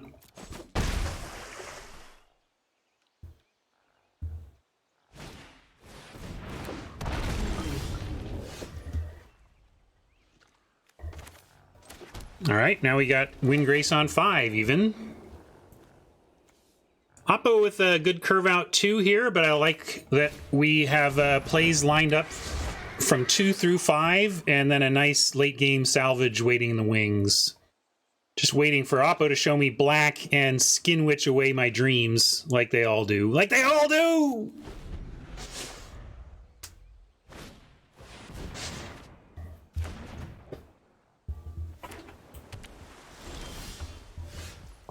It's our 3 planes. That's our second of 3 planes. It's all right though. We want 6. Now we could be done with mana, and that would be great. No attacks into the Drake though, and I could Dark Bargain while shields are down, but I'm willing to let them like counter the Dark Bargain at the end of their turn to be sure that we land a Windgrace Acolyte. Like it's fine if they want to syncopate the bargain if it clears the way for Acolyte. Although Acolyte against a 2/2 maybe not the best, but we do have a Soul Salvage, so that's why I like getting that Acolyte, fill up the yard a bit for that. So no attacks, and we'll plan on bargaining at the end of their turn. Show off. I've got a Skittering Surveyor. All right, at least it wasn't a swamp.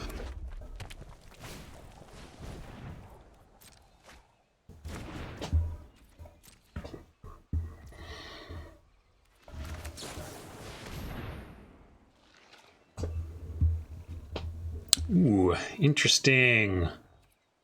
Ah, it's some quality to have to decide between both of our removal and our big payoff sap migration. Migration not that great on this board though, so I'm going to go with the 2 removal spells. There's plenty of other migrations waiting in the deck too.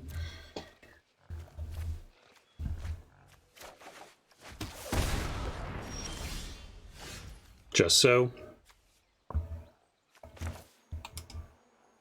And Offering's going to eat a Drake, but we're going to get the Acolyte down first and see if they got anything for this before our next plans.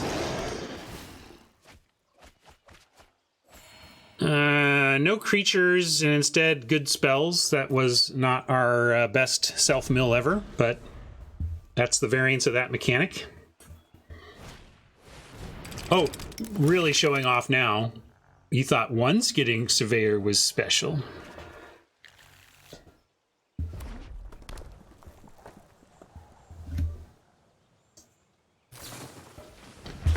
There you go. Well, it's still in the yard for the salvage. We got anything else good in there?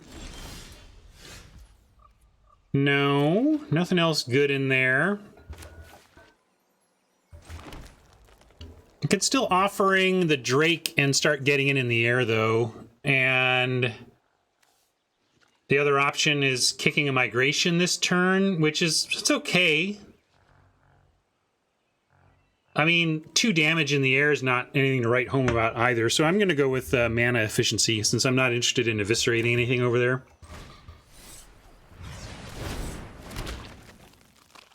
Maybe they'll do me a favor and kill this Pegasus without exiling it, and I can have a nice, clean soul salvage.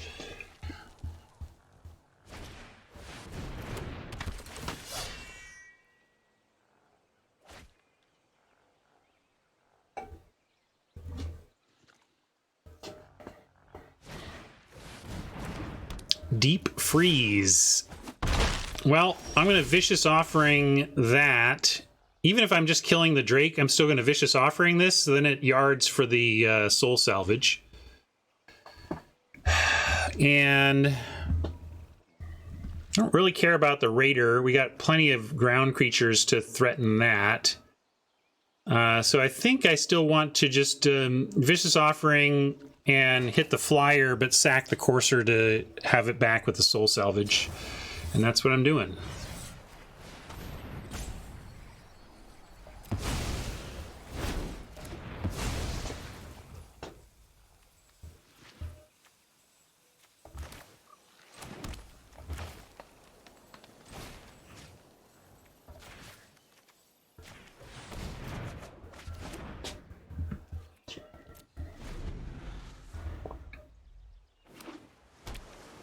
Now we're threatening a real air presence. Chronicler, what do you get? It's not quite the Witch, but all right, all right. All right, so that thing's gonna die again. Unless I give him something else to go for. Yeah. Shauna would make me sad about giving up a bunch of saps, but they're kind of doing their job here to trade for real cards from Oppo, and we're not getting through on the ground anytime soon. So this is fine. Yeah, fire, that's a good point. So maybe I need to let the Merfolk Trickster live, but at least... Or maybe that means I have to give up all 4 of those. I could do 3 on the Trickster. Let's do that. That's a sure kill that plays around the fire. Although, hey, maybe I actually want to let him get me. I kind of want him to use the fire if we can get him to use the fire, that's actually good. I think I'm going to try and tease him into that. In fact, I'll do it like this, and then it's like you choose. We'll get 1, they can save 1. I hope they save 1. And then Windgrace Acolyte doesn't die to a Shivan Fire. And if they just let this happen, it means because they see it and they value the fire for the Acolyte like I expect them to.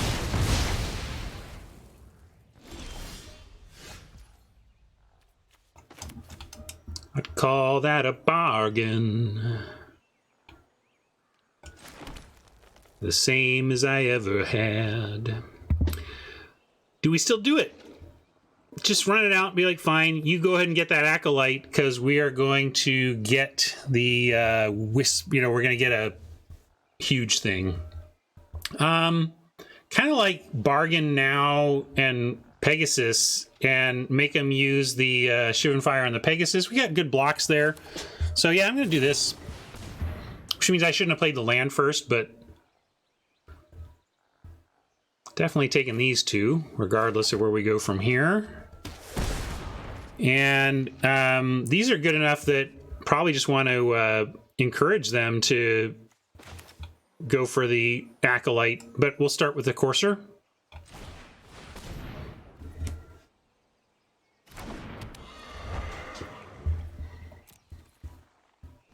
Hand looks great. Drain them of their removal, hopefully, and try to take over with Ariel. All right, I'm digging that too. Yeah. They're getting their aggro on, I understand, but we have a plan for that. I'm going to say no blocks here, though.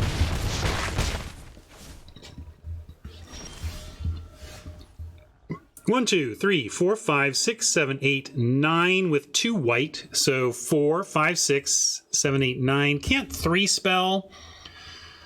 But we can Wind Grace and Ariel, which is probably the pairing. Legacy's all fine, but it's not going to be that huge. Not really quite the same presence. This gets us some life back, gives us an attacker. So let's do this pair.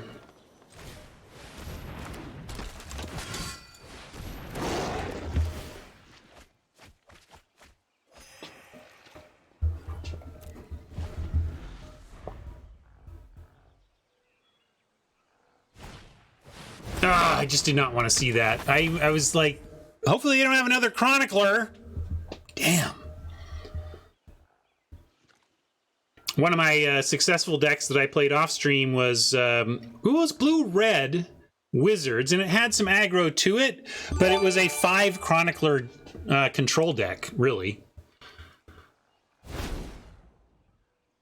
Hey, Lotus. Yeah, this is what the boredom of a pandemic will do for your hair.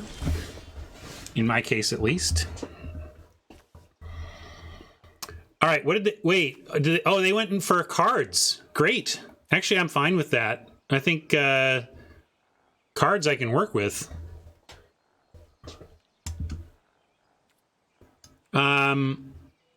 We could even eviscerate... Let's see, we got a 4/4... Yeah, we're just going to make tokens for now with Ariel. If we send in Ariel, she gets gang blocked. We could eviscerate the biggest thing, but there's no need to do that. No flyers, right? Yeah, let's send that. And then we can Spider and Ariel. Yeah.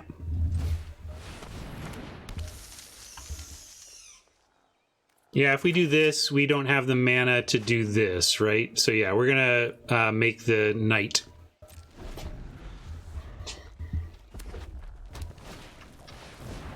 Journey Mage. Gonna plunk us, but I like our situation here a lot if we can avoid more Chroniclers. Or really just avoid them getting card advantage, you know, getting value. All right, well, now we have tap X, untap Knights you control, destroy target creature with power X or less. And no 1 toughness yet, so we need 1 more Knight. We don't have... So we got to get more untapped Knights. But they still don't have flyers, so we're going to stick with the plan of just sending the Acolyte and spitting out Knights until we can really mow them down. No. I thought it might be. That's why I went and looked, but it's a warrior.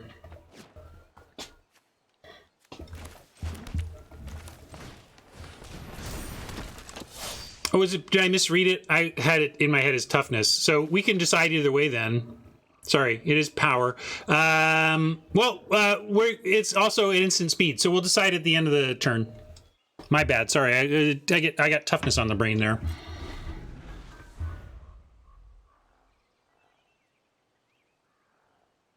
But yeah, with this, so now the question is, do we want to take out a Chronicler at 3 toughness, or just make another 2/2?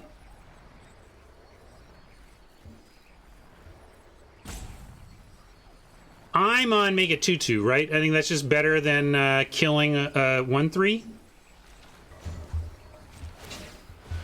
We'll get Whisper on the draw anyway and get our Night Factory right quick.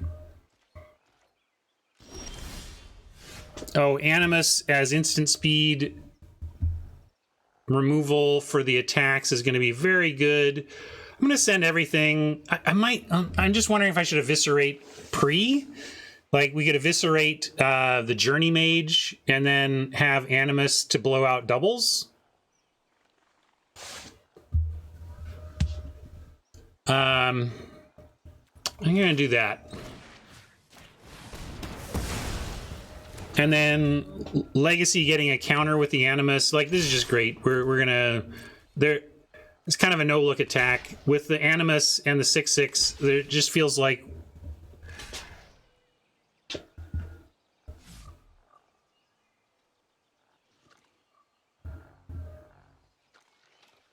Maybe they eat a Saproling. That'd be fine. Yeah. Chump, chump.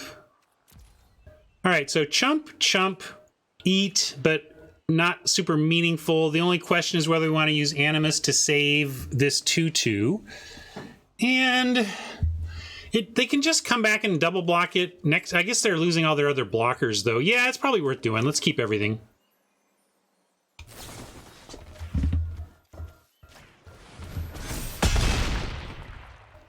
Just with this board state, I mean, that's not a hyper valuable save, but they've got one card drawing one other one. They're down to 9. We got this 6/6. I think it's worth it. Ooh, good draw. Acolyte going down. I mean, that was just a 3-swing win in the air right there. Now we're back to actually having to figure crap out. Knight of Malice gets us to 6 here and makes for uncomfortable blocks. They can put all 3 on Shauna and get her, but they are left with just a Chronicler. Yeah,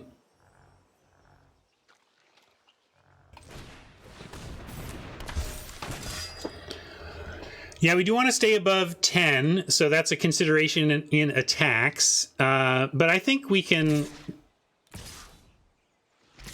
do this and it's fine. We've got 2 vigilant creatures and they have some forced blocks here.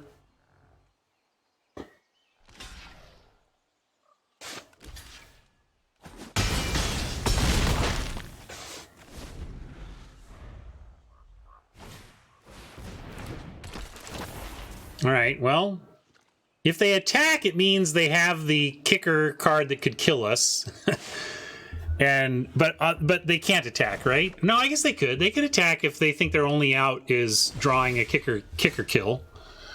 As it is, doesn't look like it. So we're gonna play 2 creatures and just make life tough. Yeah, but maybe they're trying to draw. Like maybe if their only out is that it's on top here and they could block to not die and just draw it, and you know, it could be their Hail Mary perfect draw. As it is, they could gang block either one and take the other and live, but we're fine with that. So we're going to do it.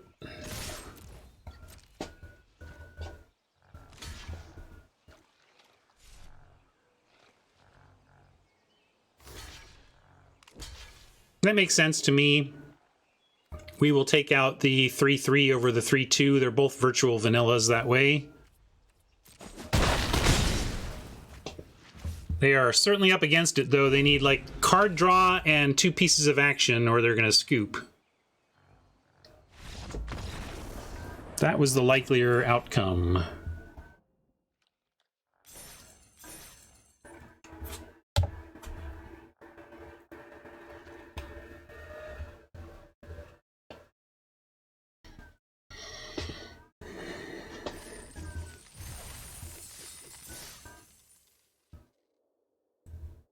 All right, good game indeed. We got there.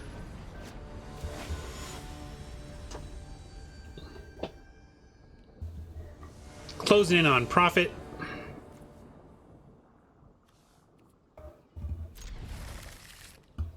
Easy keep. Could use something to do on 3 and a land for the Omnivore on 4, but having Migration, Omnivore, and 3 lands with both our colors, our main colors, is nice.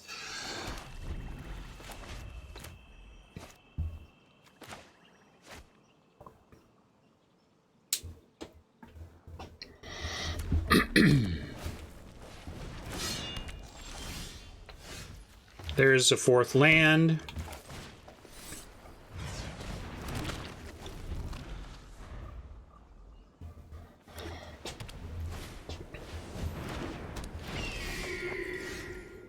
Found our planes. Nothing to do on 3. And Sarah Disciple actually doing something for once in its miserable existence and preventing an attack. Good job, Sarah Disciple. How does it feel to be useful for the first time? People want to know, Sarah Disciple. Watch me now lose horribly to that card.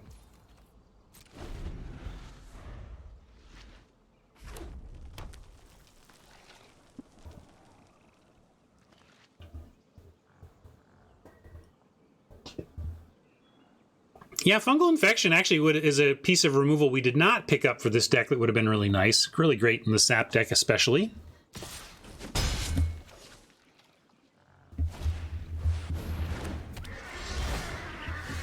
Migration, a little bit late. Wouldn't mind having 4 saps out right now ahead of the Omnivore, but I am going to drop the Omnivore and probably Blessed Light, and maybe we'll find, like, hopefully we save the sap for 6. If Omnivore lives, we're in great shape. If Omnivore dies, we got to find some stuff to get back in it. Right now, we win against the aggression of these flyers, but if they kill the Omnivore, hook up a flyer with equipment, and get on it in the air, yeah, we could be in trouble. Let's see what they can do. Got Soul Salvage, so obviously we can get our Omnivore back, but we really like to get 2 cards with the salvage and not use it too quickly. Am I just supposed to Blessed Light Peggy? Nah, we'll just play a Peggy of our own. I don't see playing out the sap migration. I could. But we do have Soul Salvage for the Omnivore. Eventually, kicking the saps should be worth it. And we've shorn up the race a little bit by having blocks in the air that makes me not want to just rush this out to not, like, fall too far behind or something. So I'm going to be greedy on this migration here. And hold. Jousting Lance.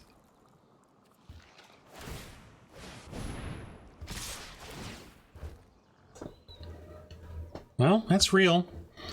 Probably going to have to at least Blessed Light the Courser to make him re-equip the Lance. Salvage. Yeah, what are we going to do? It's so like I mocked this, but with the equipment, it's actually going to beat us. But this card sucks. So does this whole strategy. I would hate to lose to this strategy, but sometimes you do. How do we not? What's the best way to not lose? Can I get enough back?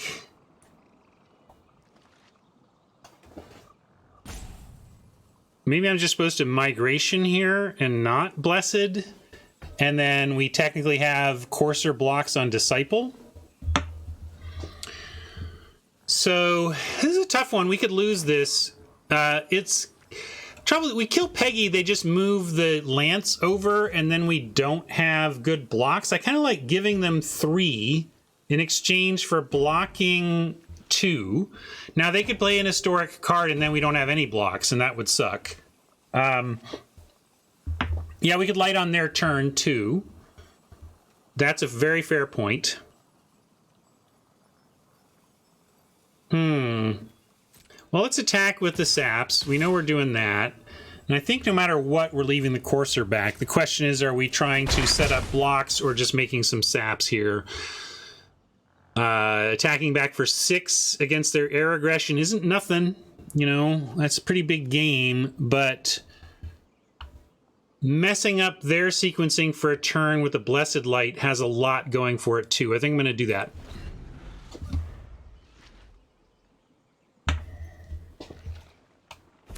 This also has play against the possible drop of an historic spell that would make the Disciple hard, not blockable. then we can at least get one of the threats out of the way.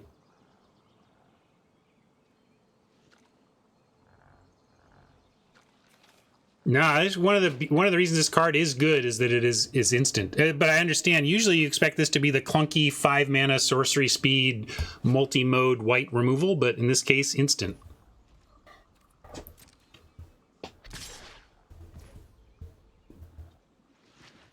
Great, they didn't even attack with the Disciple. I'm going to light now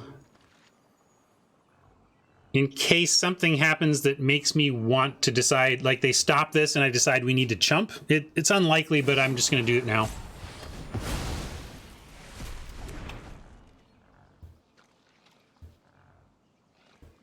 Now they can move the lance. If they spend their turn on that, that's not the worst. That's a little trouble, though. First strike, 5-point lifelink, no joke. That's going to be a tall order, but really we have the a way to fill that order. We just need to get our Omnivore back. And so to that end, actually going to Llanowar Elves Soul Salvage here. Although could even... We could migration this turn and try to trade off the Courser so that the Soul Salvage gets it back, but it may be fancy play with our life total. But threatening blocks on the Spirit, yeah, this is just seriously tough. Like, I think we're going to have a hard time winning this one without the Omnivore doing its thing. And it is going to need a ton of saps to do that. So yeah, I'm just going to migration this turn and be ready to chump with the Courser. And then we get that back too.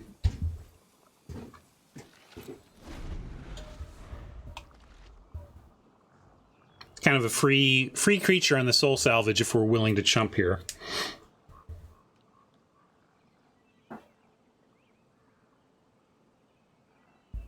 I love their play of just suiting up that Sanctum Spirit with first strike and even the short sword and just saying, what are you going to do about this? Dub to add to the pain.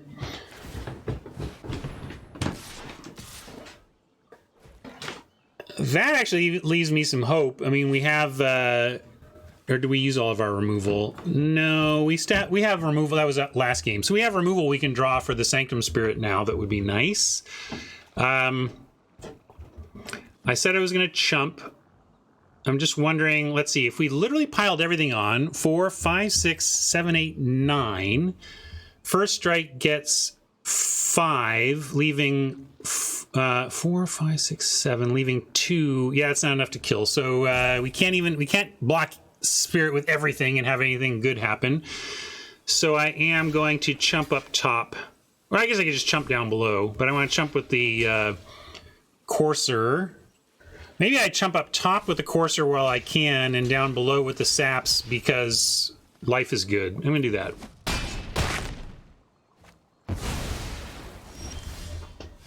Dom's still not aggro. It just has some aggroness to it sometimes. But now we have Soul Salvage, replay Omnivore.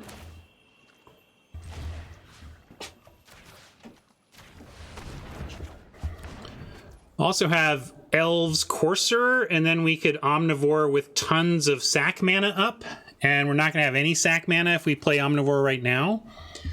But I think we just have to accept that, chump the Spirit with 1 sap, and then have Llanowar Elves and Courser to join the fray the turn after.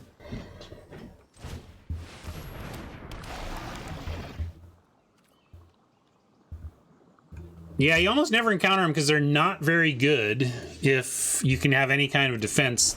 It's matching up well against us, though. We're a little removal light, and that's making equipment and auras good. And normally the interaction is both so plentiful and recursive in this format that you can't run auras and equipment. You just get wildly punished.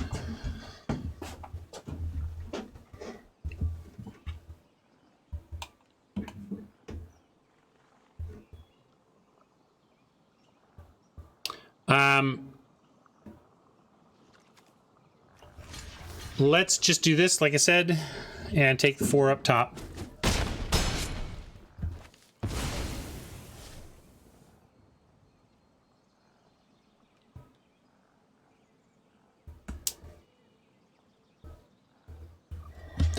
All right, we now have life gain and blocking. We have Peggy and Windgrace, 4, 5, 6, 7. Can't do both of these.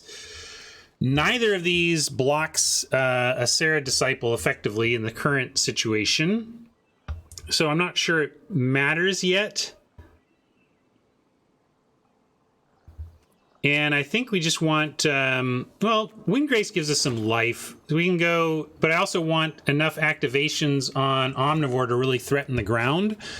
So I'm going to go Courser Elves for now and have 3 activations of Omnivore to get up to as much as a 9/9. And then Acolyte next turn. Yeah, I can also swing, and if we're just going to chump, maybe that's the best play. Oop, no. Hold on. Yeah, I guess we now just block sack on Omnivore, and then they don't get lifelink, and then we have some way to get there.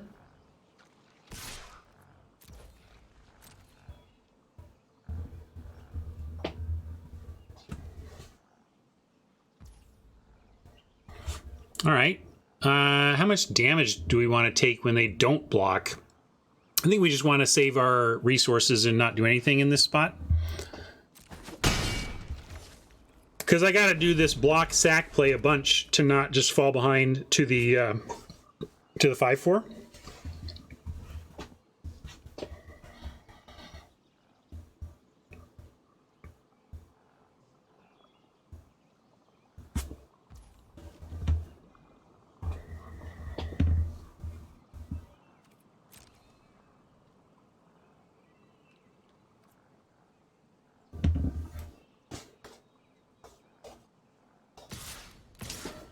You would have sent saps too. Yeah, I guess they have 3 ones. I'm not really thinking my attacks through very well, am I? I'll try to do better next time. They should probably have, let's see, 3. If we had left 1 back and attacked with 3, they wouldn't have blocked anyone. So they're at like at least a virtual 20. Like they should have 3 more damage on them than they do.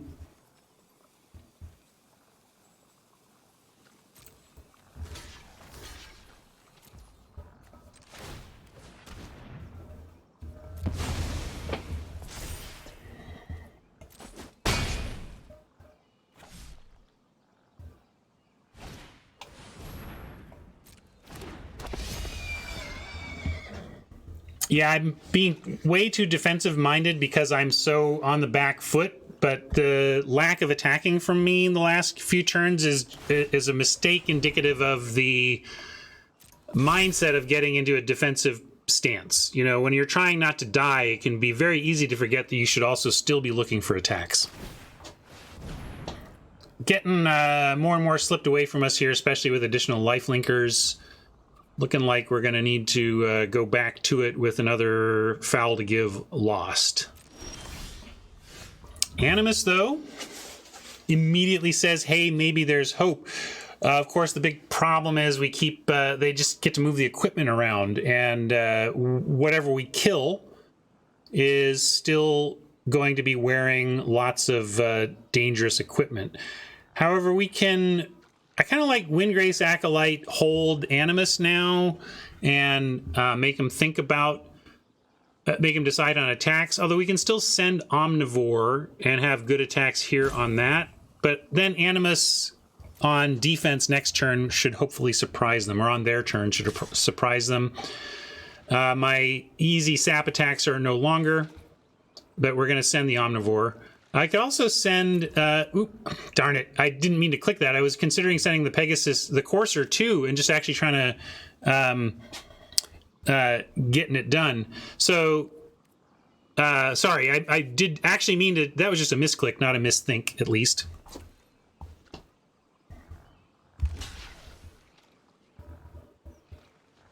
So now, they're looking to make us go to 9 to sack 5, 7, 9, sack 3 saps and go to 9, and then we get both of these creatures, though. That seems fine. I'm willing to do that.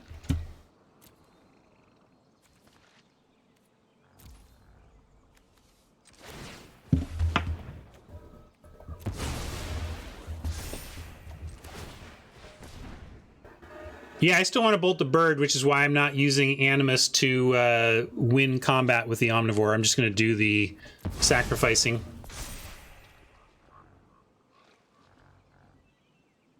Yeah, I could use the Animus, but I'm going to save it. I think just using all these saps for this, especially since it's clean, they're tapped out. I like doing this.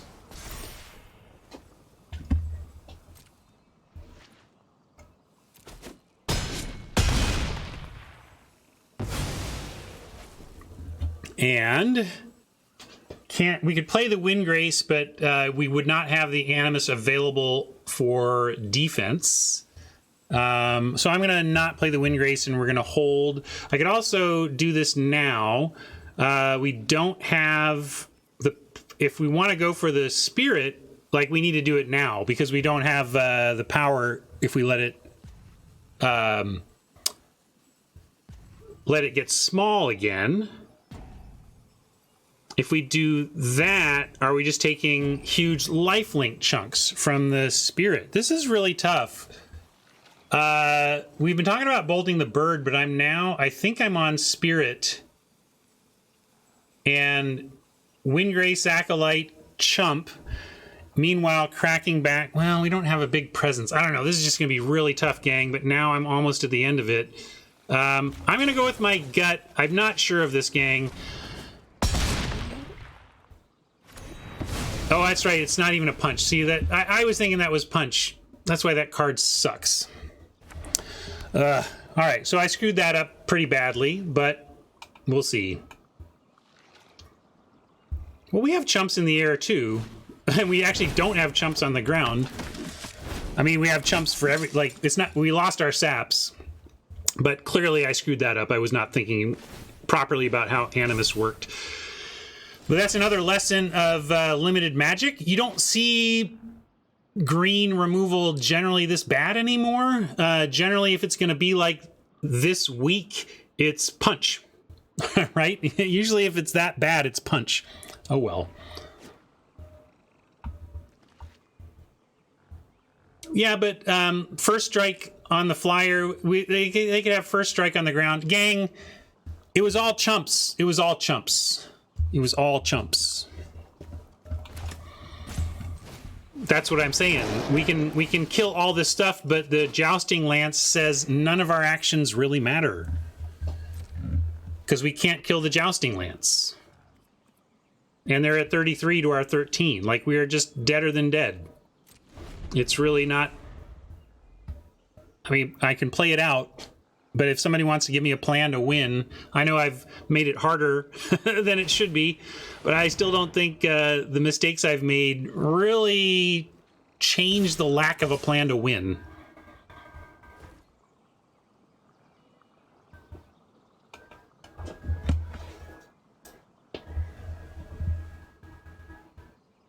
But on that front, it's funny. I mean, I guess we're supposed to try and to kill this, or maybe we just take it. Like, what's my plan? I have no plan here, gang. This is when I just end up scooping because it's like, what am I even doing? When we can't kill the stupid equipment, we have a couple more pieces that can take out creatures. Vicious Offering, Eviscerate. We got Dark Bargain. We got Whisper that can get.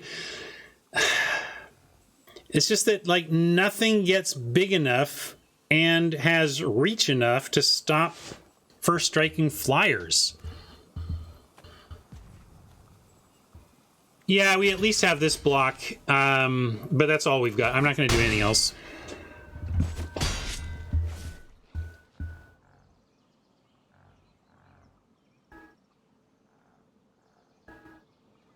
Spider blocks this for now. That's true. And there it is. All right. Well, this is our only hope. Let's see if it's hopeful enough.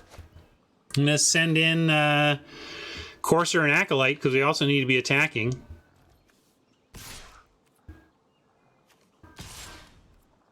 But yeah, even just getting the removal spell to eliminate the flyer, since before I eliminated the big lifelinker, made that choice.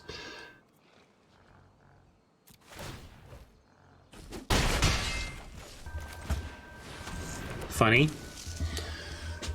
I'll sandbag the land here.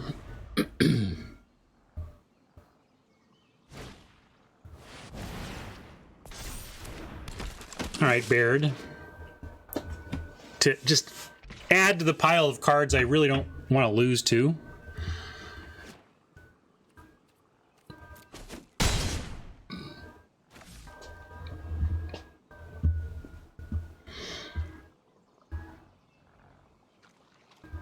All right, enough of this nonsense, Magic Gods. Give me a piece of removal for the Disciple, and let's make a game of this.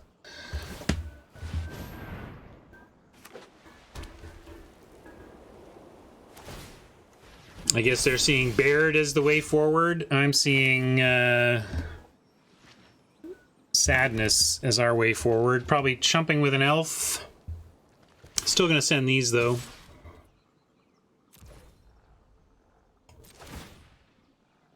Maybe I'm just setting myself up to be dead. I've got a chump and an eat, though. So we're dead if they play into something historic, but not if they don't. But again, I just feel like I'm dead. I don't have a good plan to win this game.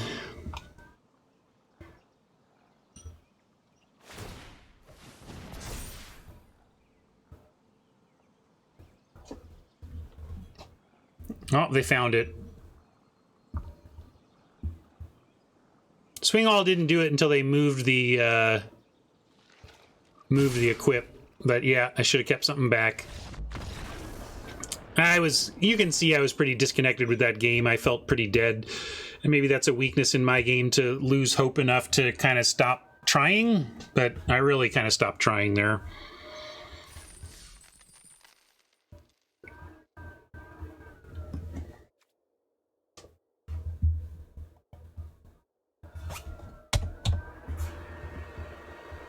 Yeah. My instinct is to want to go get a little tilty at losing to crappy cards, but I played like crap, so you got to own that, Ryan. But Oppo, I think you played a lot of crappy cards, and I hate that I lost to your crappy ass cards.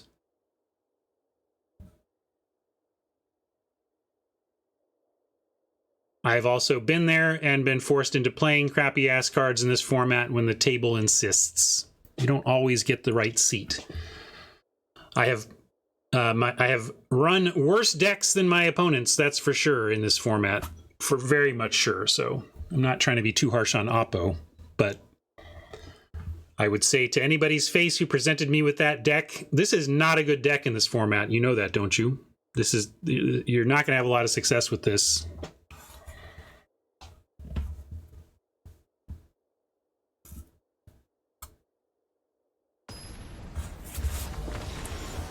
That looked like a draw sound.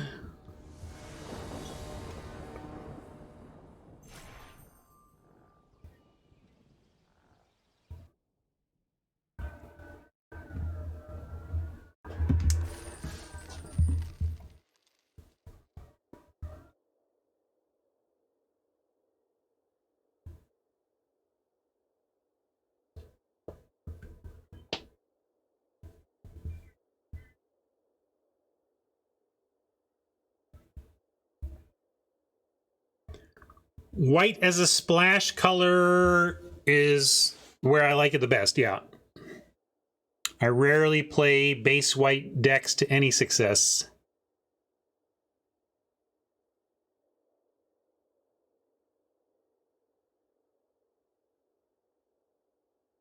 Of the two... what's going on here? I should be pretty easy to pair with my pretty even record. I'm going to hop to a different scene just to make sure we're refreshed.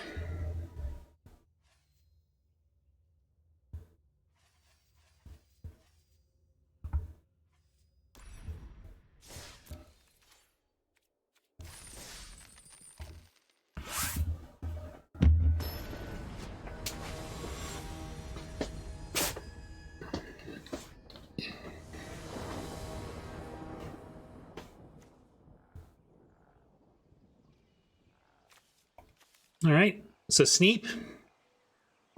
And hopefully we can do something with all these sapperlings.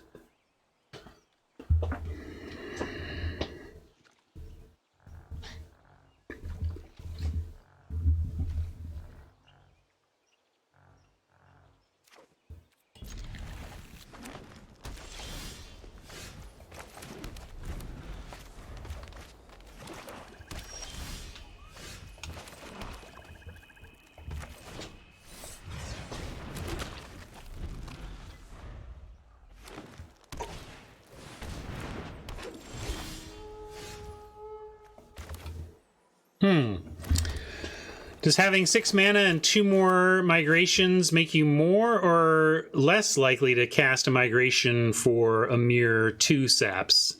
You could double it up in a few turns. We're not pressing any kind of aggressive advantage, so I'm going to be greedy.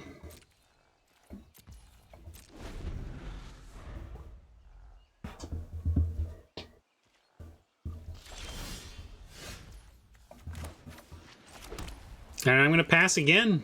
This is fine with me. We can both sit here. I think that favors me in general, although it's a mirror match. Who knows what kind of late game oomph they've got lurking in theirs.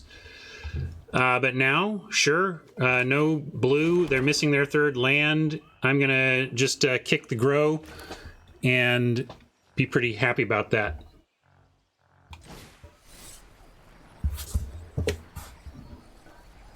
Point is, ladies and gentlemen, that greed is good.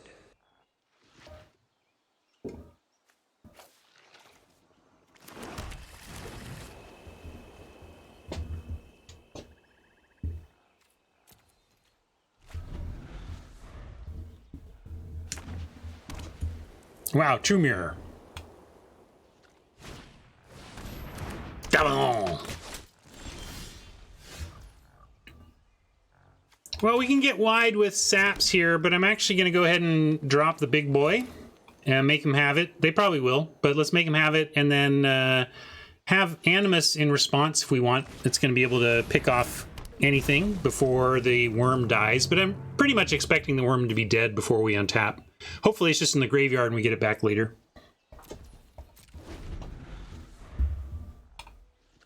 Hey, Arstall. Solid deck.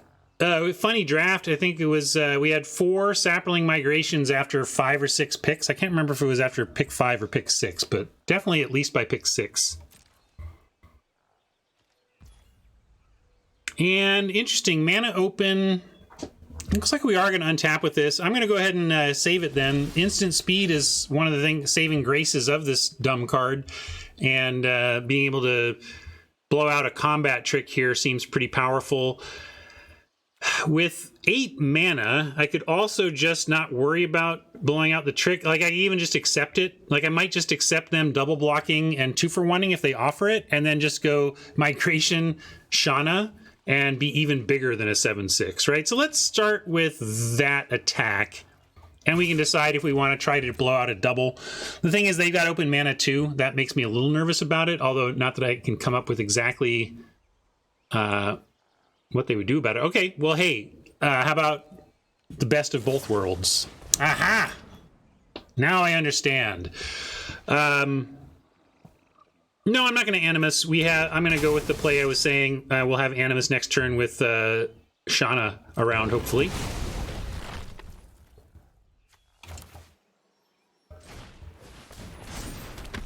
I suppose I should have started with this migration. They could have a they could sack a creature and -5 this in response, where if I had started with migration, they couldn't do that. So we'll see if I get punished. Minor thing, but hey, it's a punishment I could suffer.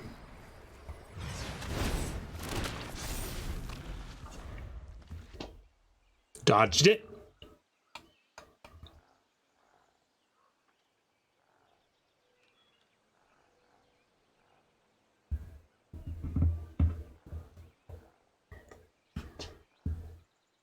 Boy, next turn we have kick migration number 2 plus the Animus. Hello. Brutal.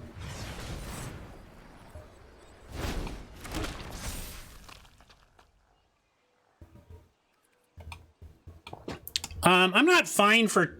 I mean, 2 for 1 is a silver lining if they 2 for 1 themselves to take out your big thing. But generally, you'd rather have the big thing continue doing work. I mean, the reason why they took it out is because they couldn't beat it. So I'd rather have the thing they couldn't beat than be happy about achieving a 2 for 1. And I'm going to think now, do I want to give up saps to get extra damage? Not this turn. Maybe next turn will be wide enough, but 6 versus 10 is pretty big difference.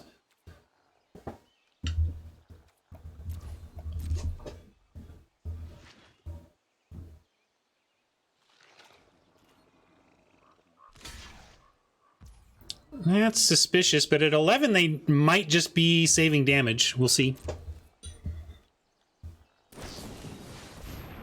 They are just saving damage. I could 2 for 1 them with Ancient Animus, but I'm about to 0 for 1 them by not doing anything. So I'd rather just 0 for 1 them by doing nothing. And then I can even drop the Knight. Yeah. The drawback of playing the Knight is that we go shields down on Animus. If they kill Shauna, we no longer have any creature of any relevant size, so this becomes terrible. But we still have Eviscerate backing up for if we need removal in that spot. So I'm going to go for it. The Knight, that is.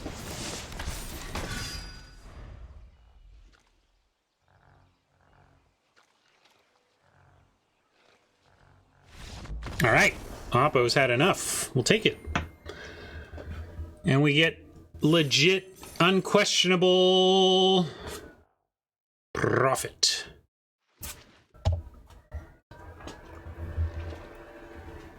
No technical profit, just the straight up kind. But where is it?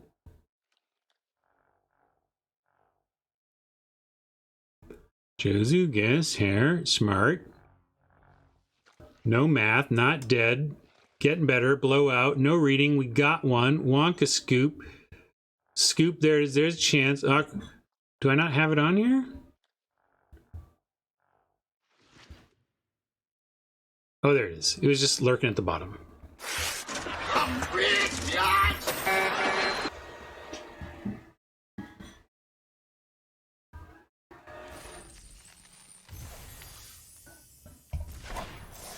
All right.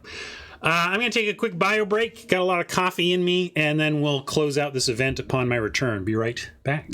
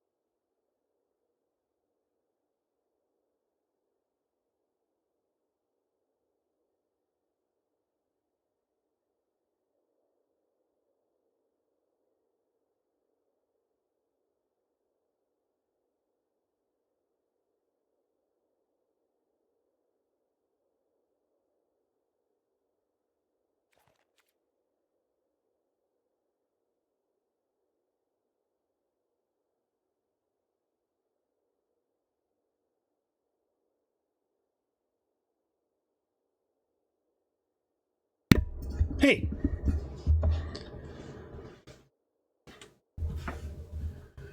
No more fouls to give. 2 more wins to find. Let's see if we can do it.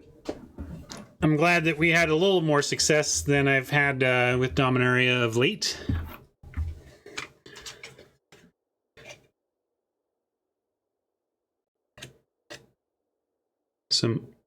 Let's see here. What did I get from Card Kingdom?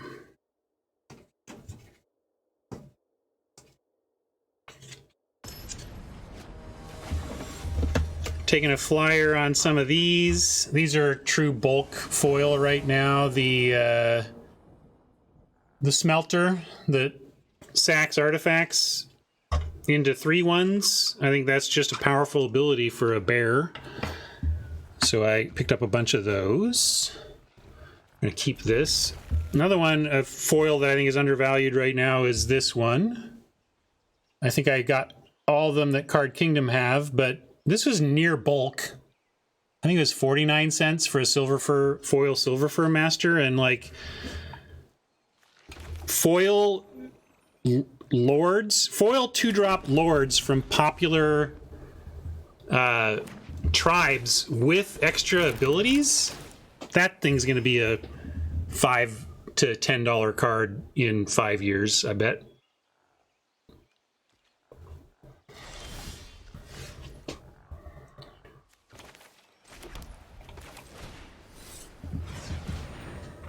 What else is in here?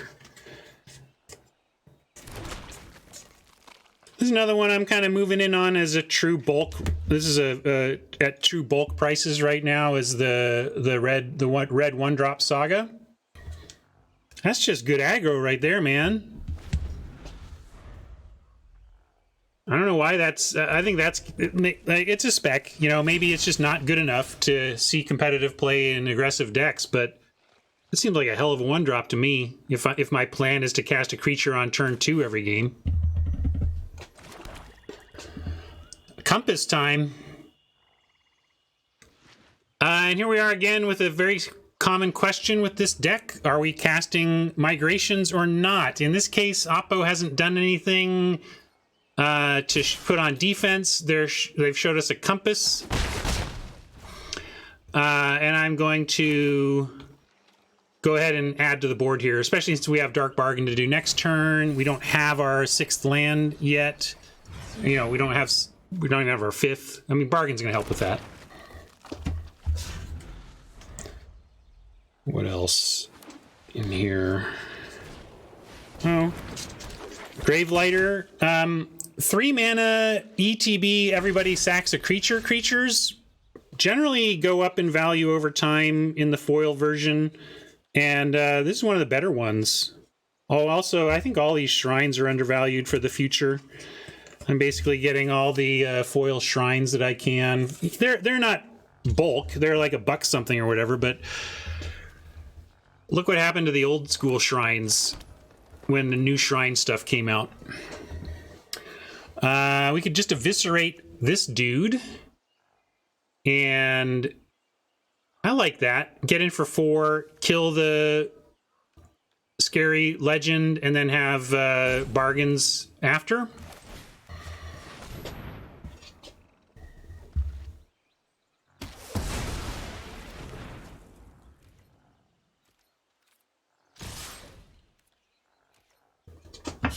I also like Gloom Shrieker. It's gold, so it's not stone better than Eternal Witness, but and it's permanent. I guess Eternal Witness gets any card, right? Which is, but still, I think I like the Gloom. I think the Gloom Shrieker is going to be worth it later. Now I'm going to hold on the migration. We're going to go with Bargain, but I'm going to do it now to try and find a land play for this turn. But let's send this first. Oppo did not play a 4th land, and this is not ramp. It's only fixing, which is why it's not good.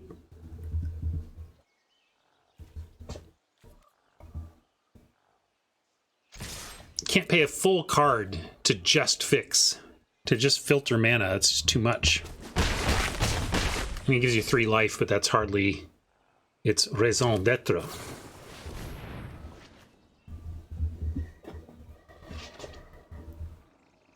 What do we like? Probably Blessed Light and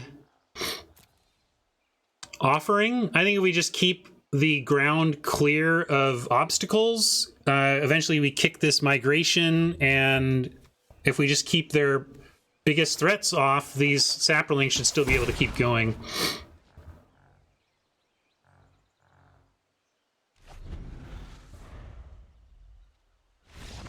Oh, sorry, Oppo. They got dejected by their lack of land.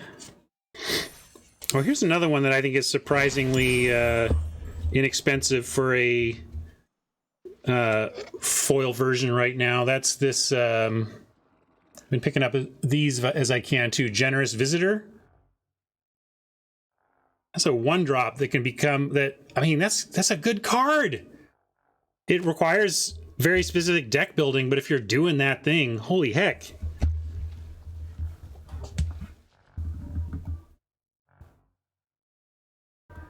That's a 1-drop right there.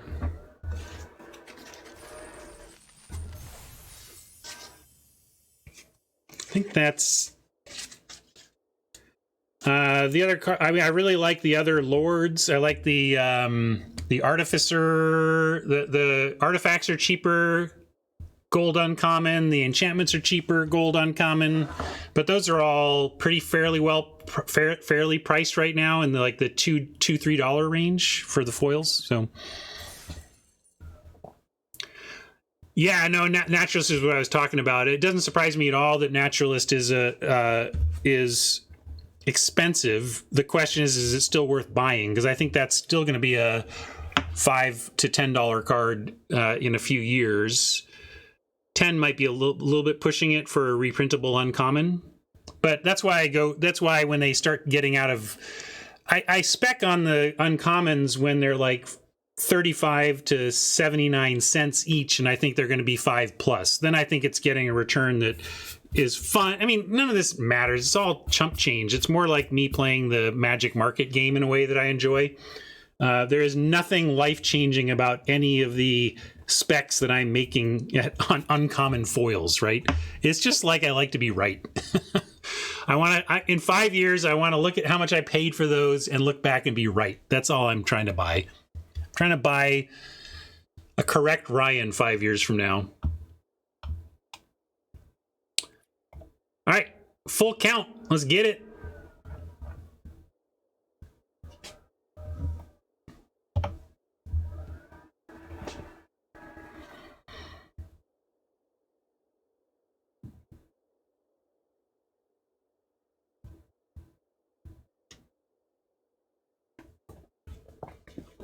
Oh, see, here's one of my other, this probably has some of the other ones I'm...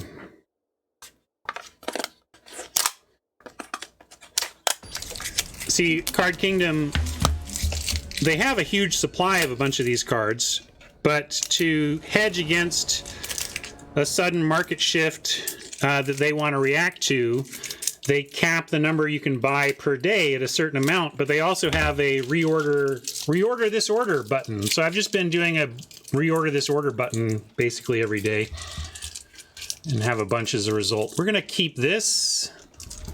Needs a little bit of help, but good enough to keep.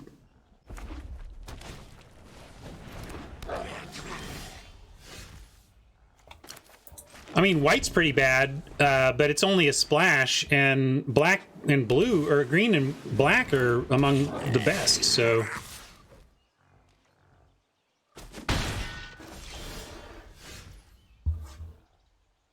Oppo, quite aggro here. This is quite a surprise. I'm expecting to see the,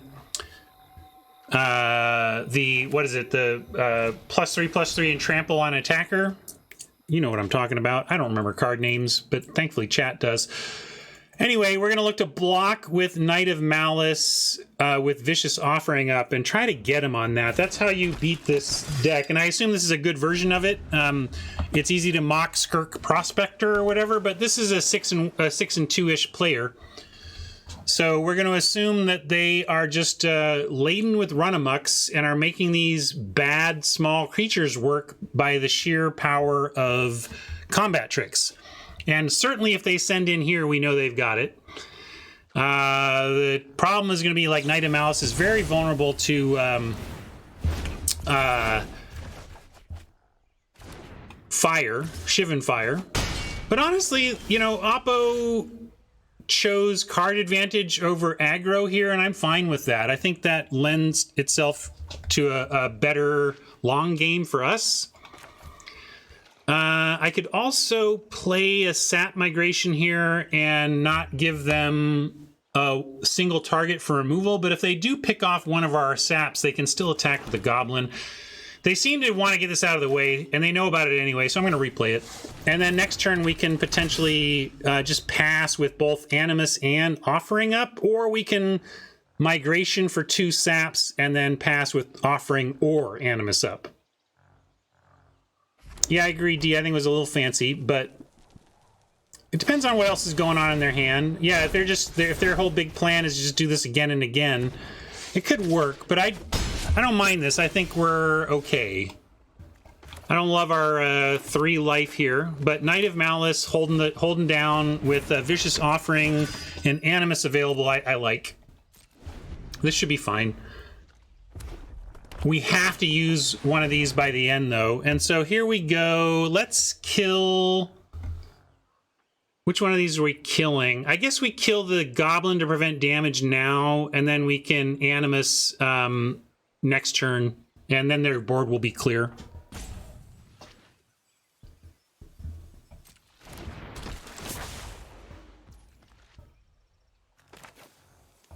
Yeah, I mean, this is fine, whatever, you can do that. And then we're gonna go...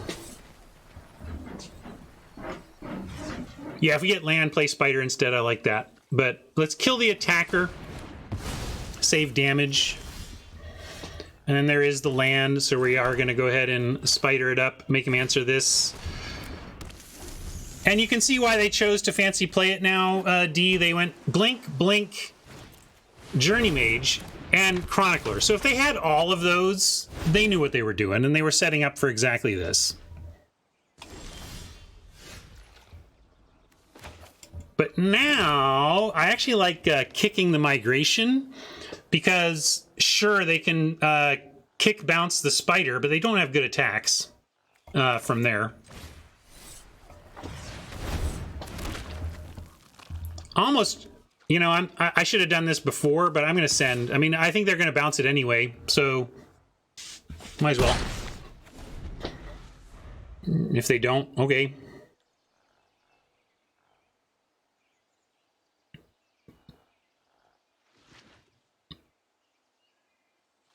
Recurring blink of an eyes, though, is one of the things I love about the format, so I salute Oppo for their plan here. It's one of my favorites. Let's see. Let's look at my other specs. Ooh, this was an expensive one. This is currently at Card Kingdom a $2 card, which is generally more than I pay for uncommon foil specs. But I'm pretty sure of this one. And that's this bad boy. Come on. 2 mana, ward 2, sits there and piles on counters. Patchwork Automaton is a thing, man. That's going to be real. I don't know yet.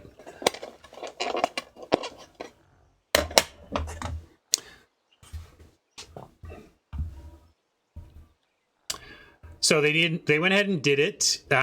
We could kick another migration. Just get hyper wide here. Let's do it. I do this now. Watch them play that terrible common that's gonna destroy it all. Yeah, you get this now for sure. Can I kick it? Yes, you can.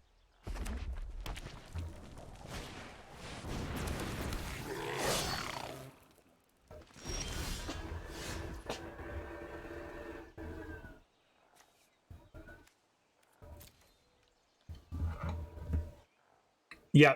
Although they're not attacking, kind of suggesting the run-amucks are not with them yet. I gotta be in the deck, though. You know they're in the deck. 1, 2, 3, 4, 5, 6, 7. Dark bargain, but we have options. Should probably, and they know about the knight. We can just spider a knight. Oh yeah, you want a knight first to play around the potential counter, sure. You like spider and hold up Animus, Mike? That's another option. Yeah, let's do that. Syncopate? Question mark. A pause. Is it explained by anything on board? No. So we should keep that in mind. They seem to have something at instant speed. Definitely makes me want to hold the Knight of Malice, even though it telegraphs that we're not without plays.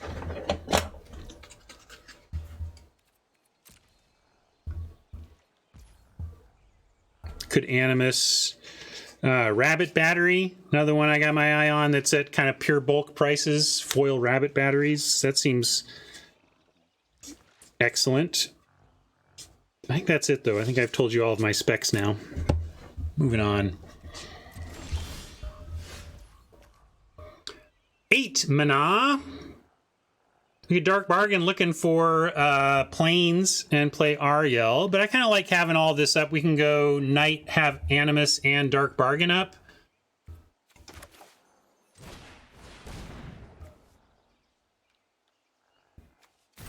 Sometimes I do. The one place, let's see, it depends on the price and the timing.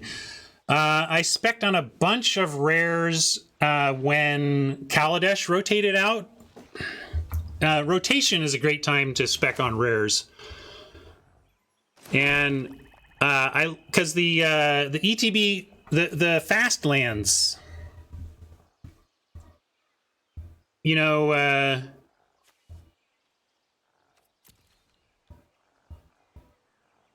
the Spire, you know what ones I'm talking about. I couldn't believe how low priced those were at the end of Kaladesh's time. It's like, these are legacy playable fast lands. I'm gonna snap them up. So I think the best one, my favorite, is that like the value of dual lands in the secondary market is so driven by the meta that it's almost like it's funny. I almost bought no blue-red dual lands at the time because blue-red was popular enough that it was still expensive. Meanwhile, nobody was playing red-white, and the red-white dual lands were just... it's funny, we got all of our white splash and nothing to splash with. I'm still going to take them.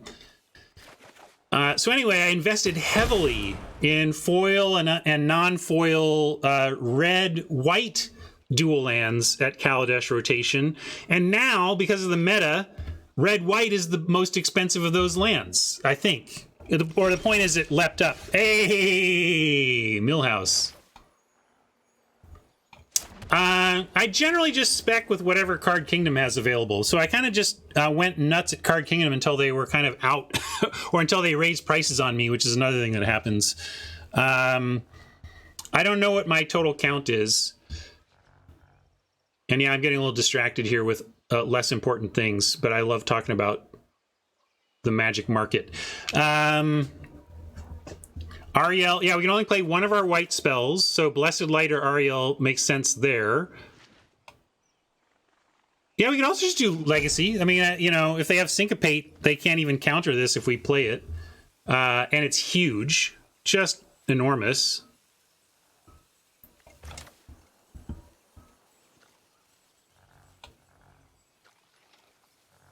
You like Legacy? Let's see. 1, 2, 3, 4, 5. Can they count? So they got 7. They can 6 it. We could pay 6. Yeah, we could do this and pay. That's a reason to do it. Let's do this because we can pay for Syncopate.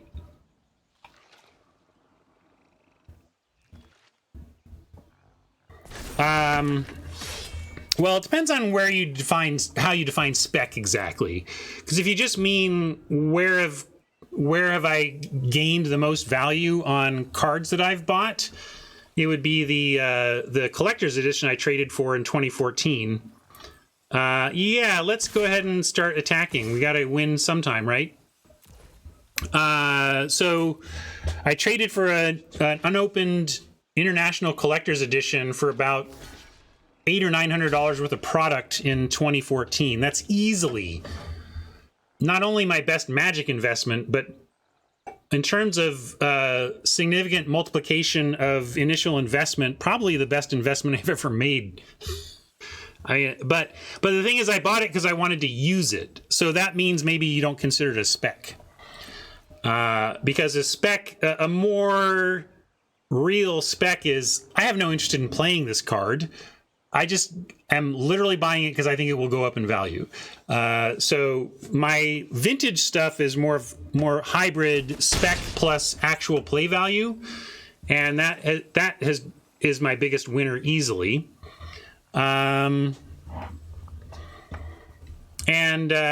Self-Bounce Chronicler.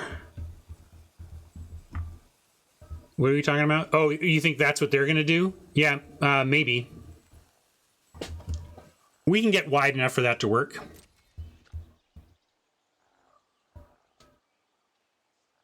No, I haven't sold it, but it's got, heck, I've got here. It's one of the things I've got left around here. Look, here's a random healing salve from my International Collector's Edition. You can see the squared edge there, you know, the squared corner. Plus, you know.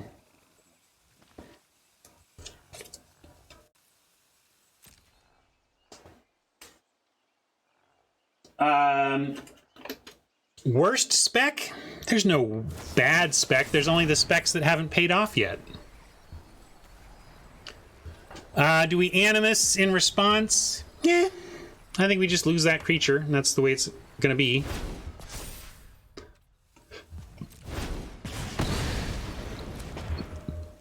Some specs that have yet...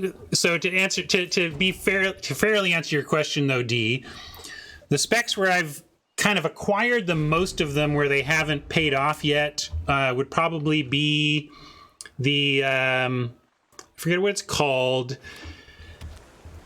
Single green 3/3 from Kaladesh block that returns to your hand unless you pay 2 energy, and it makes energy when you cast it. That's a true bulk rare, and I've bought a ton of that because it has that potential to suddenly be something. It's nothing now, but there's a lot going on with this card. If they ever try to do energy again and bring back energy, it could have just an impact from that. But more to the point, it has the ability to be part of some recursive combos, because if you imagine it with like a Lurin or something where if you don't get energy, if you can spend the energy and cast it for free, you can cast it infinitely. So I just feel like there's sneaky potential infinite loops available with the Greenbelt Rampager that might come to fruition someday. So I bought a bunch of that at true bulk, and still might buy more. It's just a card that has potential that is not as of yet realized, but it could. And then there's one from Strixhaven. It's pretty early to call this a bust, but I did buy a lot of it. It's the 2-drop white rare creature that says creature ETBs don't trigger unless the controller pays 2. I just feel like, yeah, let's do that. Sort of. I feel like,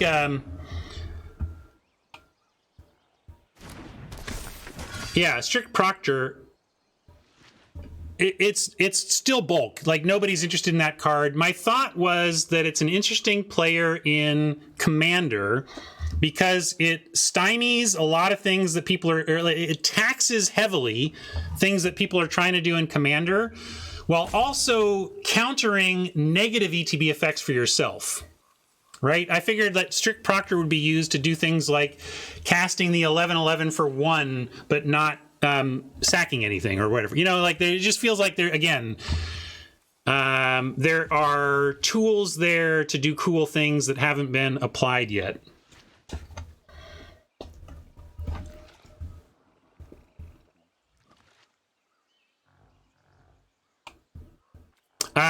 Yes, but I'm going to wait and do that fight when they try to kill it. Or no, maybe I do it ahead because it's punch. It's fight, not punch. So let me think about that. But I'm going to start with the legacy. So if they try to do some fancy block in here, might have to kill this if they go for recursion. But if they're just going to accept a chump, we'll take that. Do banned cards lose their value? Of course. All of it? No. Do they lose, quote, value? Yes. All right. Now I'm going to have to kill this thing, or I want to put a counter on Ariel anyway, and I really need them not to loop this Chronicler. And sorry, Oppo, I know I've been talking a lot, but we're talking about speccing over here. I can't pay 100% attention to our game. I'm sorry.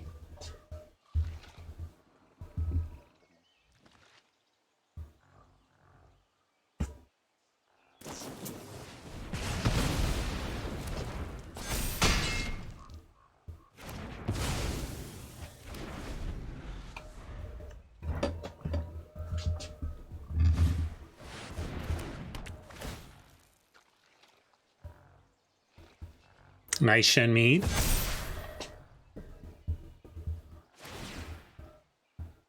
Don't get my knight. Probably need to exile the bombardment so that it never gets our knight. And with especially the eviscerate, that should take things from there.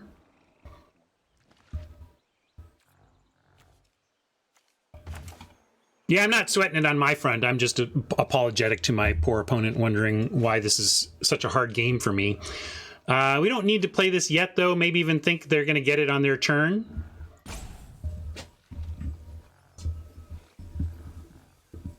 Yeah, actually, maybe we should figure out how to kill him. This doesn't get trample or anything, though.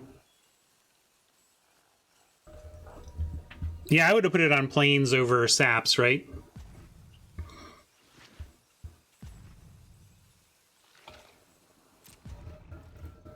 Well,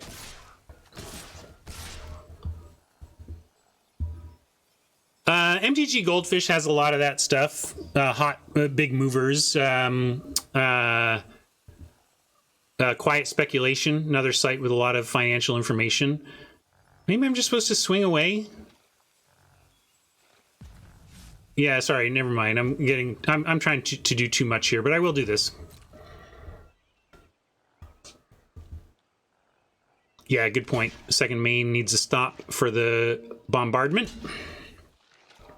Whenever you're trying to get rid of a end of turn trigger card, you've got to set that second main stop if you're trying to do it at instant speed.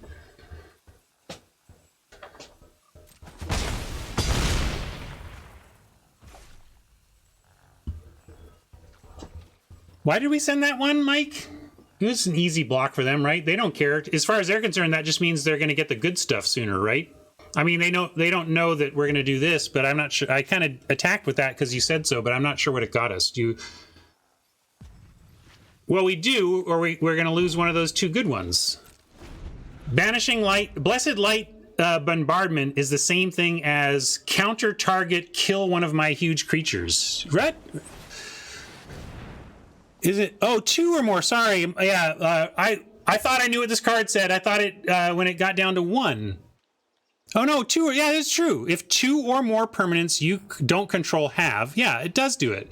I did read the card. Ha! Or did I read it wrong? I don't know what you're.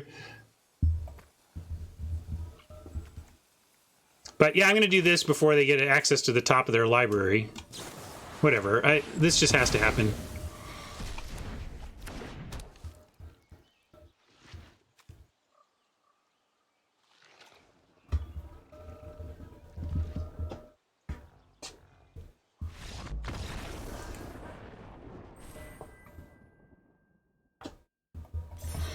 Yeah, I should have gotten my awesome meat hooks the moment I saw the card.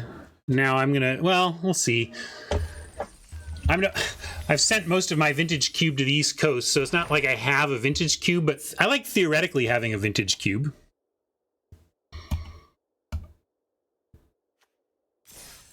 Hey, look at that. I'm sitting here talking and suddenly we won. I don't know what happened, but we won.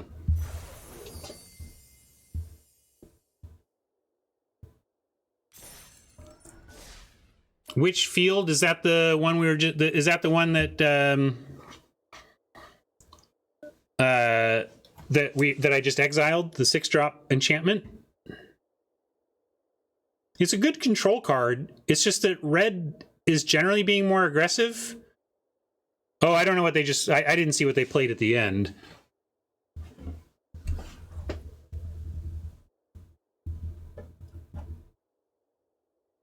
Oh, precondition. No, I didn't say anything, but I'd never see that. I didn't even know what it does because I never see it played. I don't think that card is playable.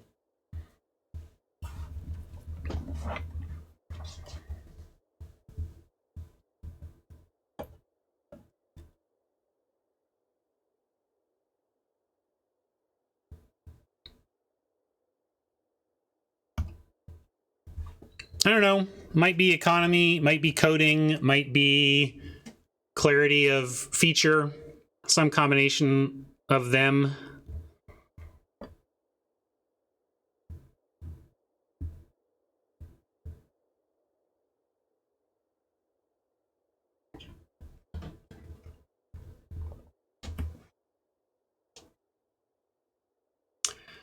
Siriana says, so Ryan, if Brandon Sanderson actually did help make a video game, would you play it? I'd be interested, but never say always, because I can say without question I would be very interested in playing it. What life allowed would we would see. I speak a lot about how Brandon Sanderson's mind operates like a game designer's mind. One of the reasons I like his content so much is that he writes with that game designer brain. His magic systems are logical, thoughtful, and conceptually real. You know, that you can, all right, it has rules. His magic tends to have fuel. Fuel for the magic that must be considered and acquired, right? And that allows you to create tension in your writing and create problems for your characters and everything. But what it also does is create very game-like structures around his magic systems, which is why I've said that reading Sanderson tends to get me starting to design games. An example of that is... the first Way of Kings book, the first Stormlight Archives book called The Way of Kings, involves a world-building scenario in which two factions, well, really, that's the thing, is 11 factions. 10 of them are all human, one of them is kind of the enemy, but there's basically 11 factions that vie for acquiring these gem hearts that live inside, that are kind of like the hearts of these huge dragon-like creatures, big, almost crustaceans. But anyway, and there's this thing called the Shattered Plains, and effectively imagine a ground got smashed by a giant fist and cracked. And so there's all these plateaus. It's like a whole field of high up plateaus with gaps in between them. And the monsters that they're trying to get the gems from are called chasm fiends. And they, so these chasm fiends live in the chasms between these pillars, but then they come up to pupate, you know, to make a pupa for, and they kind of lay an egg that has one of these gems in it. And when one of these does this, and it can happen on any one of these plateaus, it becomes a race for these factions to rush to that plateau, break open the egg effectively, and get the treasure out of it, right? And there's a lot, the whole book is, not the whole book, but much of the book is centered around the factions involved in attempting to get these gems, because these gems power up the magic that makes their world run. So it's like the spice must flow, right? They got to have the gems. And anyway, it's impossible as a game designer to read about this scenario and not immediately start planning the area control race to, there's a whole Shattered Plains board game just waiting to exist. And that's just one corner of one book of Brandon Sanderson's book. And now that Sanderson's unique. I mean, there's a lot of different writers out there whose worlds would inspire games and whose worlds have inspired games.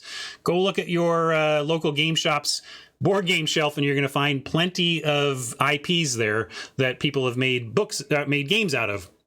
I'm just saying that Sanderson in particular is extremely fertile ground for that because he's done so much of the work for you. Like a lot of these IPs where people make games on them, you got to really work from a blank slate with just some flavor. It can be hard to come up with the mechanics, but Sanderson just kind of hands you the mechanics on a platter. Something else. Yeah. But I would say, Hat, that that's the thing. Sanderson's specificity sets him apart relative to other authors on this axis. That's my main point. Anybody can inspire games with their IP, but Sanderson just writes half the rules for you.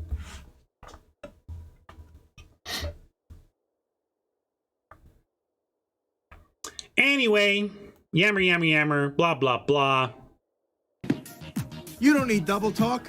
You need blah, blah, blah. Blah, blah, blah. No habla español. Right. Or let's just get some role-playing, some general... I bet that exists. There's got to be some role-playing resources that have been made of Sanderson material if you wanted to apply it to one of them, not D&D, but more of a generic all-purpose role-playing system. Anyway... There you go. I had to because game designers read Sanderson and practically have the game ready on the other side. All right. Time to move on, and we've got ourselves a raid target. So we are gonna hit the mana leak with a raid anyway.